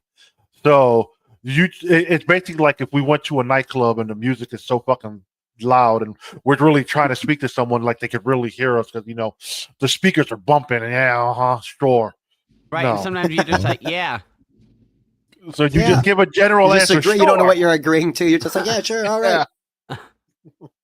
While they're playing, an out-of-place man shows up. He's wearing some fancy clothes. He's got lots of rings on his finger. Velvety guy, nice green and black outfit. Can we ask a question? Yes. Real quick on this? Only Yes. to Annie and Lou, obviously. Annie first. Any idea who this person is? Just like, if no, that's fine. I mean, obviously he's a bad guy. Okay, but no idea who. Okay, cool. And Lou, if who you his do, identity is, no. yeah, exactly. Lou, if you do know, obviously don't say who it is. Just say yeah, I know who it is, or go nope if you don't know. No. Honestly, Okay, I am clueless onto who Perfect. he is. okay, great, perfect. Okay, cool. I just wanted to check Spur because obviously we have the curse of knowledge on this one. Sorry, man. Right. No. Yes. We get his name. We get his character's name is Goad, but We'll find that out. How they find that out. And he's staring him down. Like, he is blatant about, I'm here to find you. And he like is looking at Rand, he's looking at Matt, and he's just like deviously smiling at them the whole time.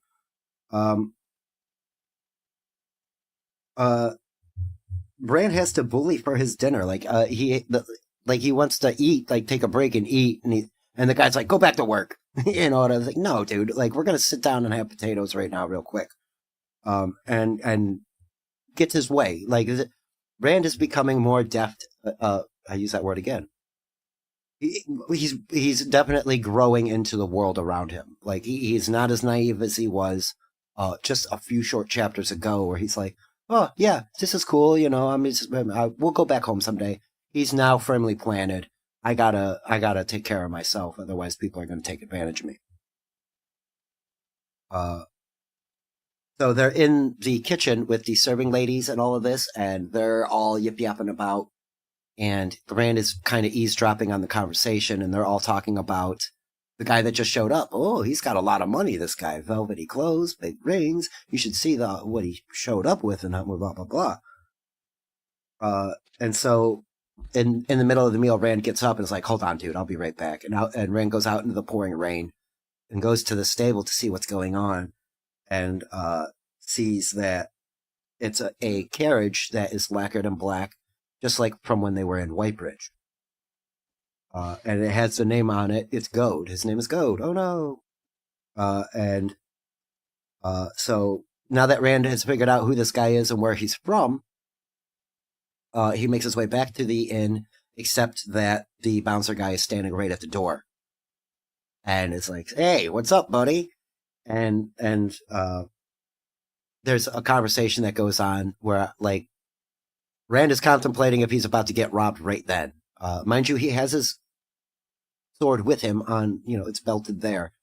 And so the bouncer guy kind of, acquiesces, lets Rand back in because this isn't the time, but guess what? It's happening. And Rand also realizes that an inn is a perfect place to do this kind of thing. You're trapped. Once you're in the inn, getting out without getting caught is going to be difficult. So if you're planning to rob somebody, one of your guests, you could let them know, because guess what? They're there. They're kind of just stuck there without them getting caught leaving and then beat up and robbed right then. So Matt and Rand try to plan, but it doesn't really go through that well. They go back to work, and that's where Rand is like, fuck, man, we're stuck. Goad kind of leaves, like the room starts, like they're playing till the last man leaves, and Goad turns out to be the last man to go upstairs and go to bed. Smiles at him. You boys in the morning. So not only do they got this inn that's trying to rob them, they got this jerk who just came from a whole nother town and is blatantly hunting them. You guys feel any tension for Matt and Rand? Are you worried about them? You know what's coming up next, but I was like, oh man, this sucks. This is like a bad situation. And I was very curious about how they were going to get out of it my first time through.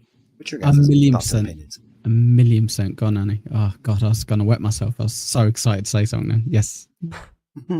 Absolutely. It's very tense for them, but it's nothing we haven't seen or dealt with before. Some guy, last time that some guy turned out to be a Murdral, and they got away.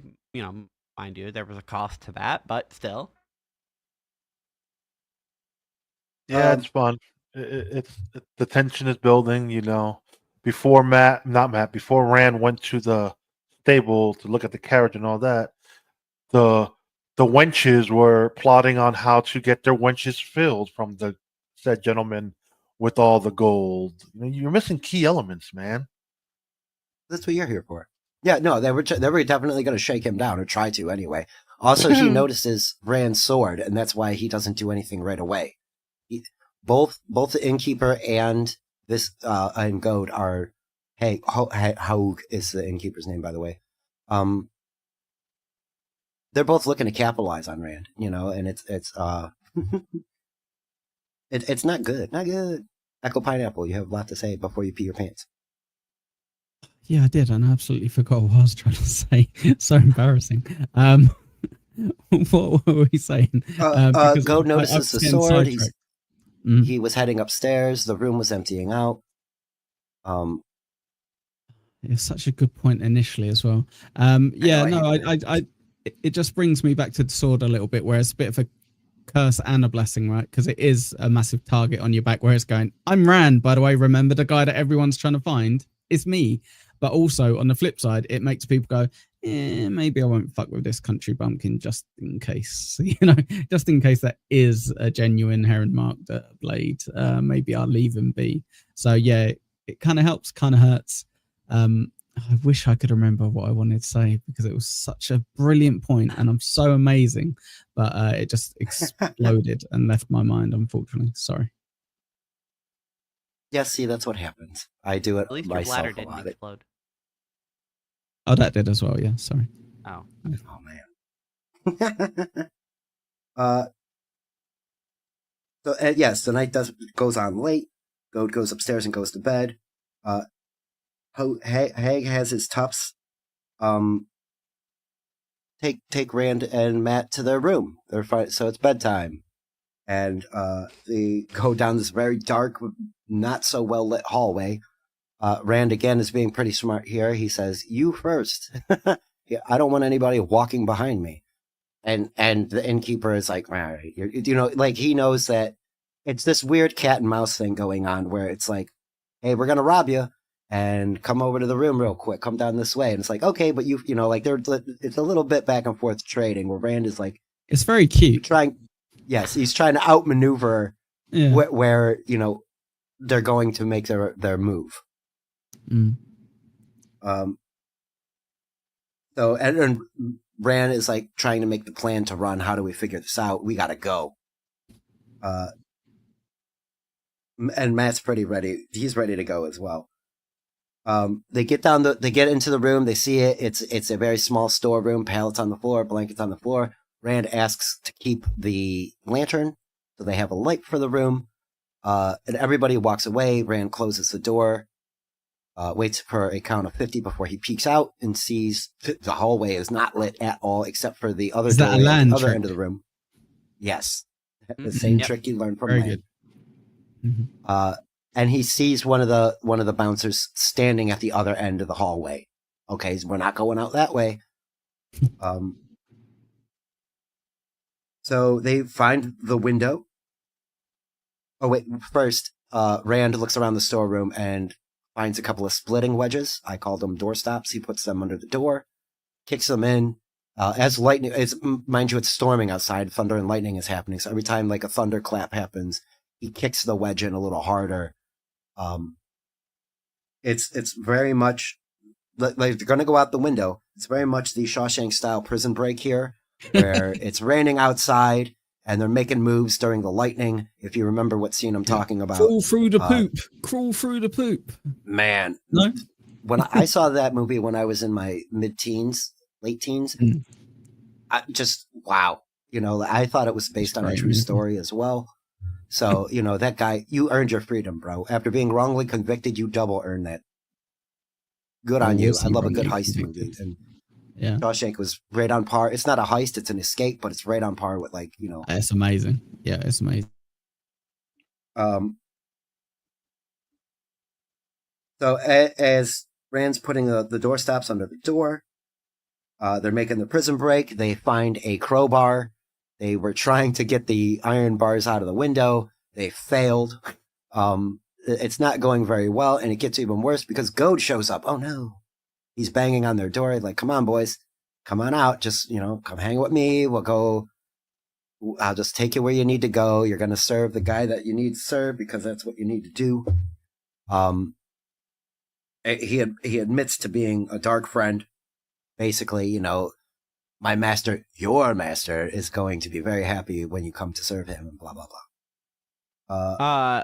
A bit of lore drop from him is that when the Dark Lord comes back and takes over, that he's going to have Dread Lords, and that he's sent to recruit these boys to be one of them, because otherwise there's, I would have just killed you already. I would have been sent to kill you. If I'm sent to not kill you, then you're most likely going to be recruited to be a Dreadlord. So that's a pretty cool perk, guys. Come on out. Yes, that's part of the negotiating that he's doing. He's like, dude, come on, man. It's like, you could either be dead or you could be a really cool bad guy. Pick. You know, it's like, well, what do you want to do? But they're at the same time they're slowly breaking in. They're like, in this case, yeah, they're banging in on the door, and the wedges are scooting ever so slightly a little further open. The boys are panicking a bit. You know, they're ready to go. They're ready to fight. And Rand is very starting to panic, and he's like, I need a way out. I need a way out. And magically, Deus Ex Machina style, lightning strikes right on the building where they're standing. Oh my god! Like a big white burst flash of lightning. Thunderbolts and lightning, very, very frightening. Yes, they are. Mm. I wish I knew them. I wish I had something lined up to keep that going. So Galileo. Yes, I just couldn't. I couldn't get it. I rage vetoed myself. So in the aftermath of the lightning strike, Rand's kind of getting his wits about him. He sees everybody lying around. Matt explains exactly what happened because he saw it happen. Lightning struck right at the window, right as he was looking at it. And so lucky. So, yeah, extremely lucky. That's why I said, you know, God, the machine god just kind of made the thing happen. Definitely luck. Super lucky. So Goat is out. His toughs are out. There's a couple people outside. They're knocked down and unconscious. So the boys make haste. It's time to go. And the whole room that they were in is blown to rubble, basically. So they like leave that way. The other room goers are clamoring around. They heard all the noise. Oh my god, there's all this stuff going on.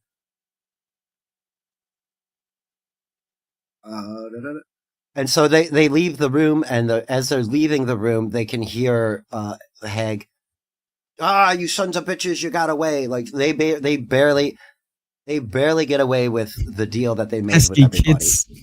Yes, yeah. Another Scooby-Doo reference, right? Yes, they were they got away from the bad guy by the skin of their teeth, and I'll get you next time, you know, like just shaking their fist. And I think it's kind of nice because not only was this jerk going to rob these two, in the end, it ended up costing him money because the lightning strike ruined his building, and now he's got to pay for all that repair. So that was pretty. It was pretty interesting. What do you guys think about the climax of this chapter here, where they're getting basically set up to get robbed, and then guess what? Plot twist: the Dark Lord's still after you. I think this is a good chapter. It shows Matt and Rand starting to be able to handle themselves on their own, even if they're not good at it yet. You know, everybody learns. I like their sort of back and forth. In a comedic way, like you said. Like everybody knows what's going on. It's like, I know that you know, and it's like, I know that you know that I know. I know that you know that we know all. We all okay. Everybody knows what this is happening. Can we just go do it right now? It's like, yeah, but you go first. So even at the end, it's so I like that, and at the very end, very intriguing. Immediate reaction is that Rand called that bolt of lightning down from the sky with willpower, but who knows? I must be crazy. Interesting thought. I wasn't going with Rand. I was going with Moraine. Had me wondering, did they make it to the town and does he come to save the day? Granted, we don't know because we didn't read the next chapter because it literally ends like bam. That happens these 3 chapters. They just stop. You know, it's kind of interesting. But no, it's a fun little chapter. You know, you got Rand, and again, Matt isn't shitting in his pants. Matt is like in La La Land. I feel Matt's in La La Land, like, ooh, my dagger, yeah. Talking words about it. And Rand is over here worried about what's going on. So, you know, it's interesting because it ends where you're like, fuck, what happened? So, yes. Now I'm more intrigued to go listen to, what was that, 32? I want to go hear 33, goddammit. Yeah. But knowing 33, it'll fucking be a different perspective of someone else. So who knows? More naive. right? Nynaeve. Like we get this nice anticlimactic point, and the next thing you know, you're like, "Well, you've got Nynaeve strolling down the river," and like, I don't want this. More braid pulling, right, Uncle? Nynaeve tugs Yeah, her braid. 100%. That's a thing. That's a shtick. Yeah. So this was another chapter like the one before last, where I was kind of like, what does happen here? Because spoiler alert, I know they don't both die at this point. They don't both get robbed and killed. So I'm like, what does happen again? So it was really cool. I'll be honest. Even from listening to it again, I didn't fully get. I'm gonna listen to it again. The bit at the end where they're getting spoken about, like the dreadlords and what have you. So I'm gonna have to go over that again.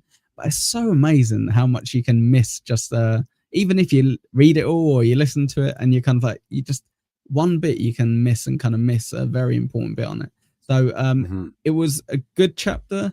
I did enjoy the stupid game of cat and mouse between the innkeeper and Rand, where essentially you just kind of go, I tell you what, actually we're leaving, and you know what, I've took my knife out, I've took my sword out, and we're leaving, because you know what's going to happen, quite a few of those people are going to probably get out of your way, especially if you're in the dodgy pub like they are there. But They're no, not that I thought it was ballsy great. yet. No, yeah, no, they're definitely not. But it is a good chapter in terms of showing us where they are, and like we're learning a little bit more about Rand, not so much Matt, obviously, because yeah, he's very much Frodo / Gollum at the moment, isn't he, with that dagger? But we are learning a bit more about Rand, and he is growing up a little bit, which is great. But again, still no Perrin. So It does give you the. It's giving you that Rand is no longer naive. He is. Yes, he's grown. More aware. Yeah, of he's a man. He's not naive. Yeah, he's. No, I didn't say really naive. He's not naive. Yeah. He's being aware. No, he's not the wisdom. Surroundings. No, he's the farmer's son. You silly sausage. Who's on first? He's finally learning how to read people and not sit there and be, oh my God, they're so nice. That is such a not talked about skill in life, is being able to read people and understand how the room works. So the energy, I hate using that word for it, but I don't have a better word. But understanding the vibe or the energy of the room. Atmosphere, yeah. Atmosphere. Thank read you. The room. Read the room, motherfuckers. Being able to read a room. It's watching Rand grow in these last 30 chapters is kind of neat. He is still a bit of a whiny little kid, but he is navigating around threats now without being worried about it. He saw this coming a mile away. They're only about a month out, maybe a few weeks, 3 to 4 weeks at most. And he's been able to adapt. So that's kind of nice. Matt is very much, my precious. I'm not sure what chapter is next. I did say Nynaeve and Moraine, but that's exactly what. Okay, let's go talk about more. That's herbs, what I'm expecting. We've had a great Perrin chapter. We've had a good Rand and Matt chapter. There's no way they're going to give us another good chapter. Fucking give us Nynaeve, why don't you go moan about something for a while? Why don't you do that? Yes. All right. Well, and since we're done with that chapter, let's catch up with the chat. There we go. We did talk about Shadar Logoth. That was 2 episodes ago. No. Chris Mack is in the house. Yes, yeah. Chris is one of the other people in our little corner of the internet where I was surprised to find out he knows so much about this.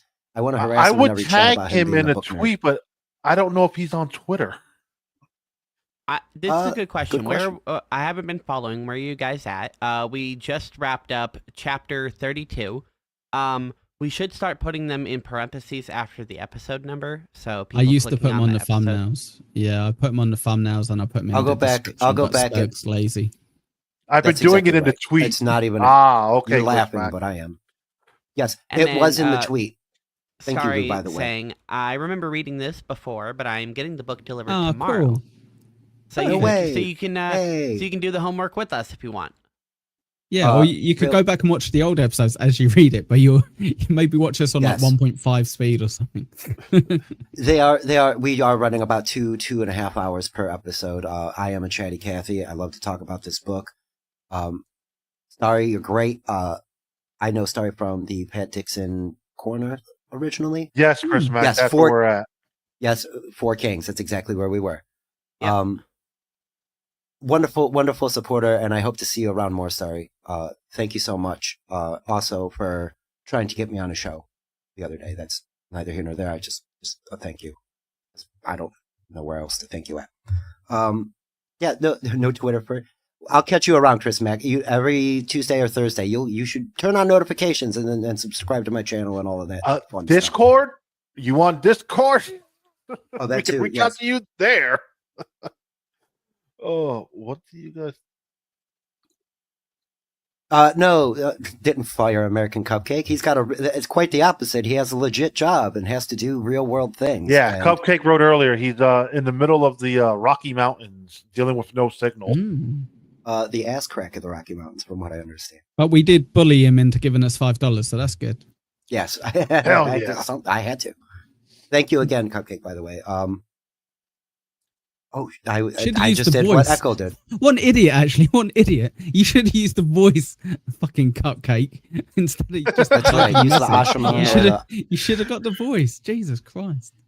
Don't do it now. He just wrote it, didn't he? He just used it as a text. Yeah, it was a regular. That's why I said he should use the voice. Yeah. All right, so we got Chris Mack on Discord, so we need to figure out a way to find him on Discord. If you individually want to get told about the show, reach out to Lou. He will hit you up one by one, apparently. But back to Spurg to take control of the show. I think Lou will add everybody's @ in the Twitter thing. It'll be a paragraph of @. So that's like this. Listen, I'm laughing and joking about it, but that shit is working. It works for Luigi. It works for Cupcake and Lou. It works for I forget who else. BYB definitely. No, real quick, happy talk. Like, I am very much enjoying it. We're getting to a point where the characters are fleshed out now. You kind of know Perrin, you kind of know Egwene, you know Nynaeve. Moraine and Lan are still kind of mysterious, but that's because they're magical people. I would say not as much as I would like, but that is because this book is doing a little bit different than other books, or they're focusing on multiple people. It's not just all about Rand, and then Rand being like, oh, well, hey, Perrin, I haven't seen you in 6 weeks. Where you been? What you been up to? No, we get to see what he's been up to. Annie, can I ask you, is it obvious? I know we've told you and you can work out because there's 14 books or what have you.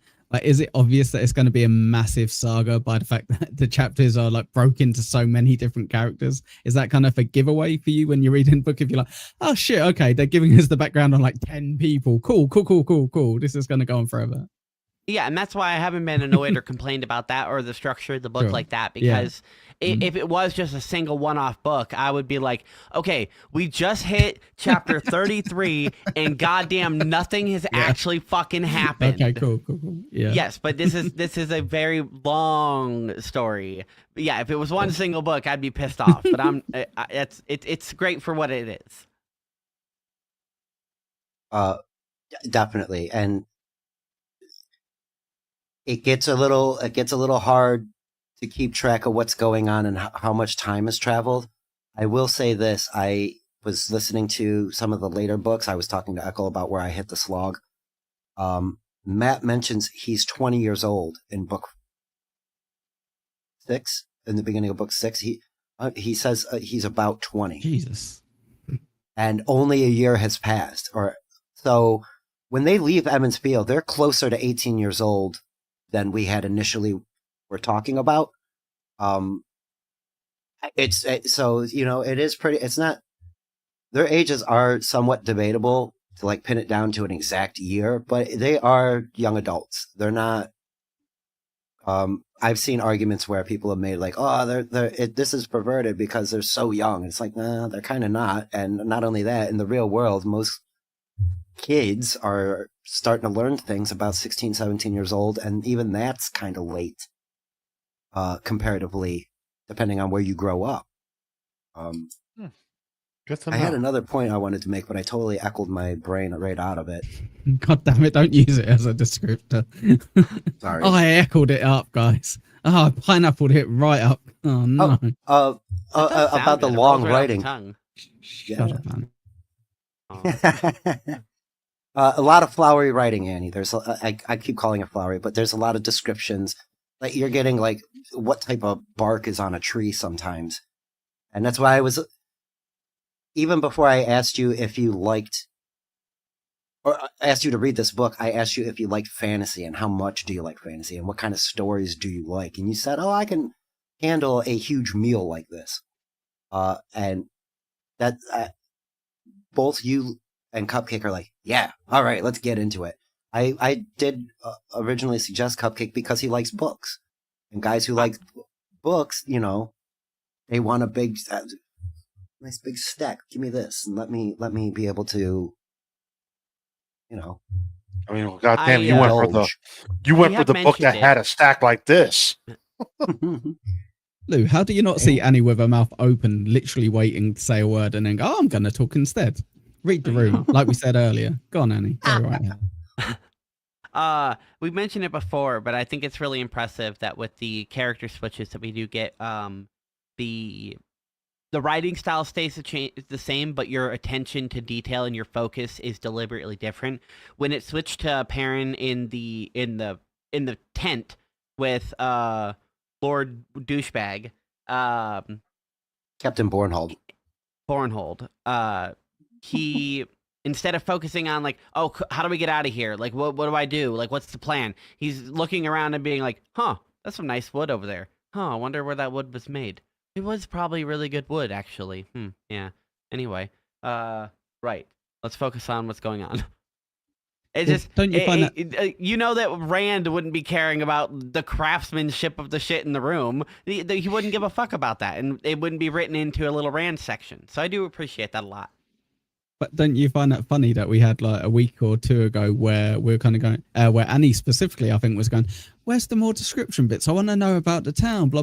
And you're absolutely right, because they're two different mindsets. And I think we said that at the time. Rand is just, what's happening now? Where am I going? I'm going here now. Whereas Perrin's kind of like slow, thoughtful, you know, bit by bit. And it's shown by the description. So that's so amazing that like Spur kind of pointed that out real early. And it's absolutely correct. Like, you can tell whose chapter it is. Yeah, it's so clever. And that's it. Like, and Chris might be able to attest to it. Is you might not be in the audiobook specifically. Like, if I like walk out of the room real quick and come back in and forget where I'm at, or there's a chapter change and there's a whole nother discussion going on. If I give it a minute or two, you can suss out who's talking to whom.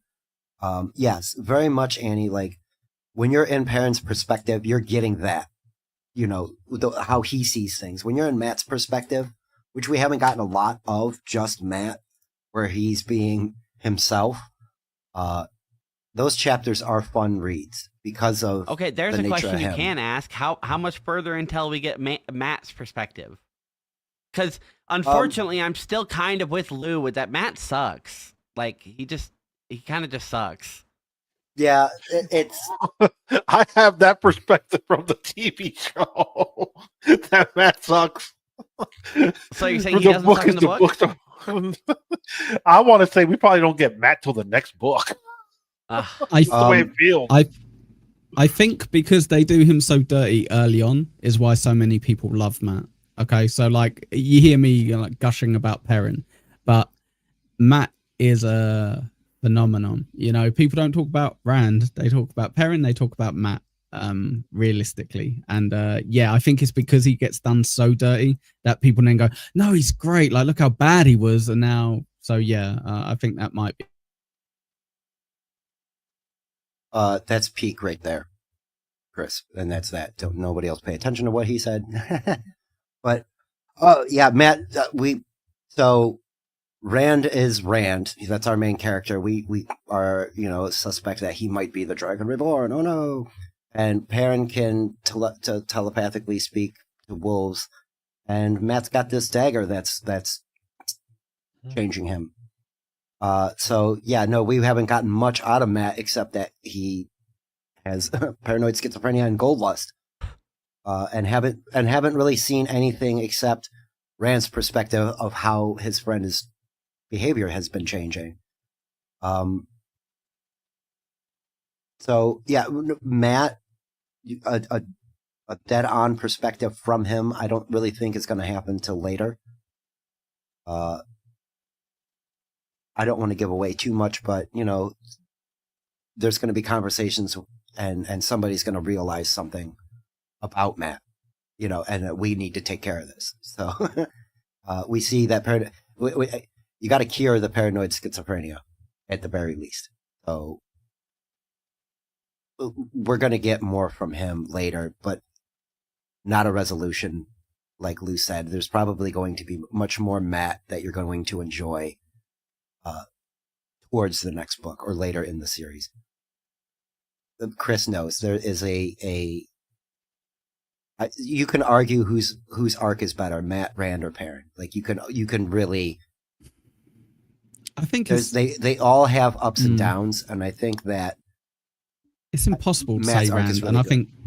I think it's quite nice that you can't say Rand because he is the main character. Like Rand, like it starts off with Rand. We have Rand pretty much for quite a few of the first few chapters, like just his point of view, and I think it's quite nice that you don't necessarily have to be like, this is my favorite character for the main character. But I guess that's why it's such a big and impressive book. But yeah. Anyway, sorry. Yeah. Right. I agree with that. And to go back to the Harry Potter comparison, it's not all about Harry. It's about Perrin. Or there's more Ron Weasley. There's more. Oh God damn it, Hermione. Thank you, Hermione. Hermione. Hagrid. And that's another parallel. I think that Egwene is very much Hermione. Now that I'm thinking about it. Annoying. Oh hell no! I believe you, me, Lou. There's more to Egwene that makes me think that too, where she's Nynaeve is more the know-it-all part of Hermione, but there's a thing about Hermione that Egwene and her share both. I got one. Sure. I got one for Spurg. It's Aviendar, not Aviendar. Yes, a little bit of a, exactly. little bit of a parody. I mean, Jesus Christ, we're referencing Harry Potter. You guys are nerds. 100%, man. That's it. I like stories. Now, are we talking book Harry Potter or movie Harry Potter? Oh, Jesus Christ! Plugs, everyone. Yep, there you go. Thank you, Echo. You read my mind. I didn't do the book. I did the movies. Jesus Christ. I would like anyone listening to go subscribe to my YouTube channel. It's youtube.com/@insanity. INSANNEITY. You're a mod, post a link.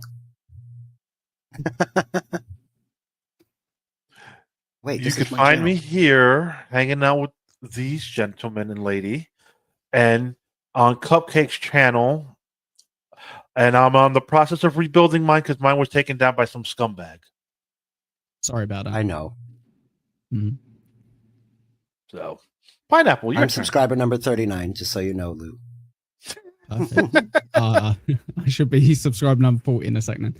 Yes, if you like Spurg, obviously you're on this channel, you can catch him on my show every so often on a Saturday. So don't follow me, follow me for more Spurg stuff. So at Echo Pineapple. Yes, so give me a follow. I will be on Granny's channel later on, which is at Everything Sucks or some shit. This all sucks. This all sucks. Sorry, yes. And what the fuck is that miracle?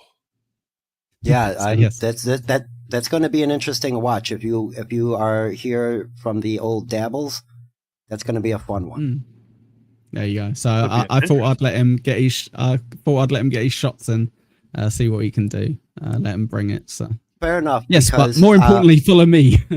fuck yes. Granny. Follow me if you don't. Yes, thank you. Echo Pineapple. Replace the E with a 3. We all love you. I have Sam complimented my shirt. I have my Echo Pineapple Hawaiian shirt, which I will be wearing at Hackmania this year. Yeah, is it free out of the 4 of us, or Lou? Are you gonna get your ass to Hackmania as well? Shit. Hackamania. Yeah, he's- Hackamania. Dude, I don't do this Dabbleverse shit like you guys do. Whatever, nerd. It's I not just just wanna hang out in shit. It's Vegas. hanging out in Vegas with your friends. Woo. You know, I wouldn't actually mind doing it, but that would be hard for me to get out there. So Fair enough.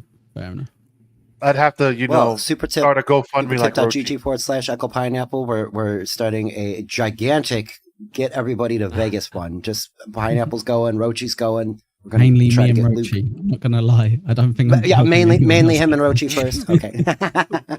You know, Whatever you do with the money afterward, Pineapple, is your business. I'm just saying. I'm just trying to get the donations to come. I'm gonna have people like Lou screw up messaging me being like, "Have you sorted my plane tickets for me?" I'm like, "What? What are you on about?" The day before, right? Like we're flying out tomorrow, right? Thank want you to guys get for me to stopping by. Hackamania? We'll figure out a solution. All right, and with that, we'll catch you during the next turning. We wear the footsteps of our fathers, the trail blazed by our mothers. They bought the land with their blood, love, long ago, long ago. Aiel, Ogiers, and AudioBooks. Oh my. Oh, sing of Manetheren. Oh, we for the blood of Ammon. Oh, cry for Manetheren. Long ago, Aiel, Ogiers, and AudioBooks. Oh my.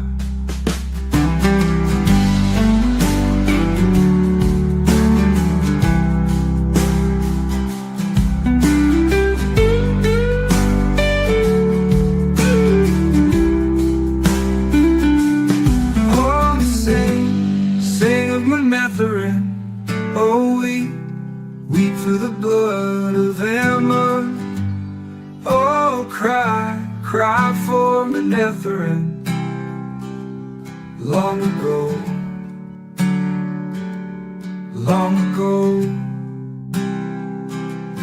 Aiel, Ogiers, and AudioBooks.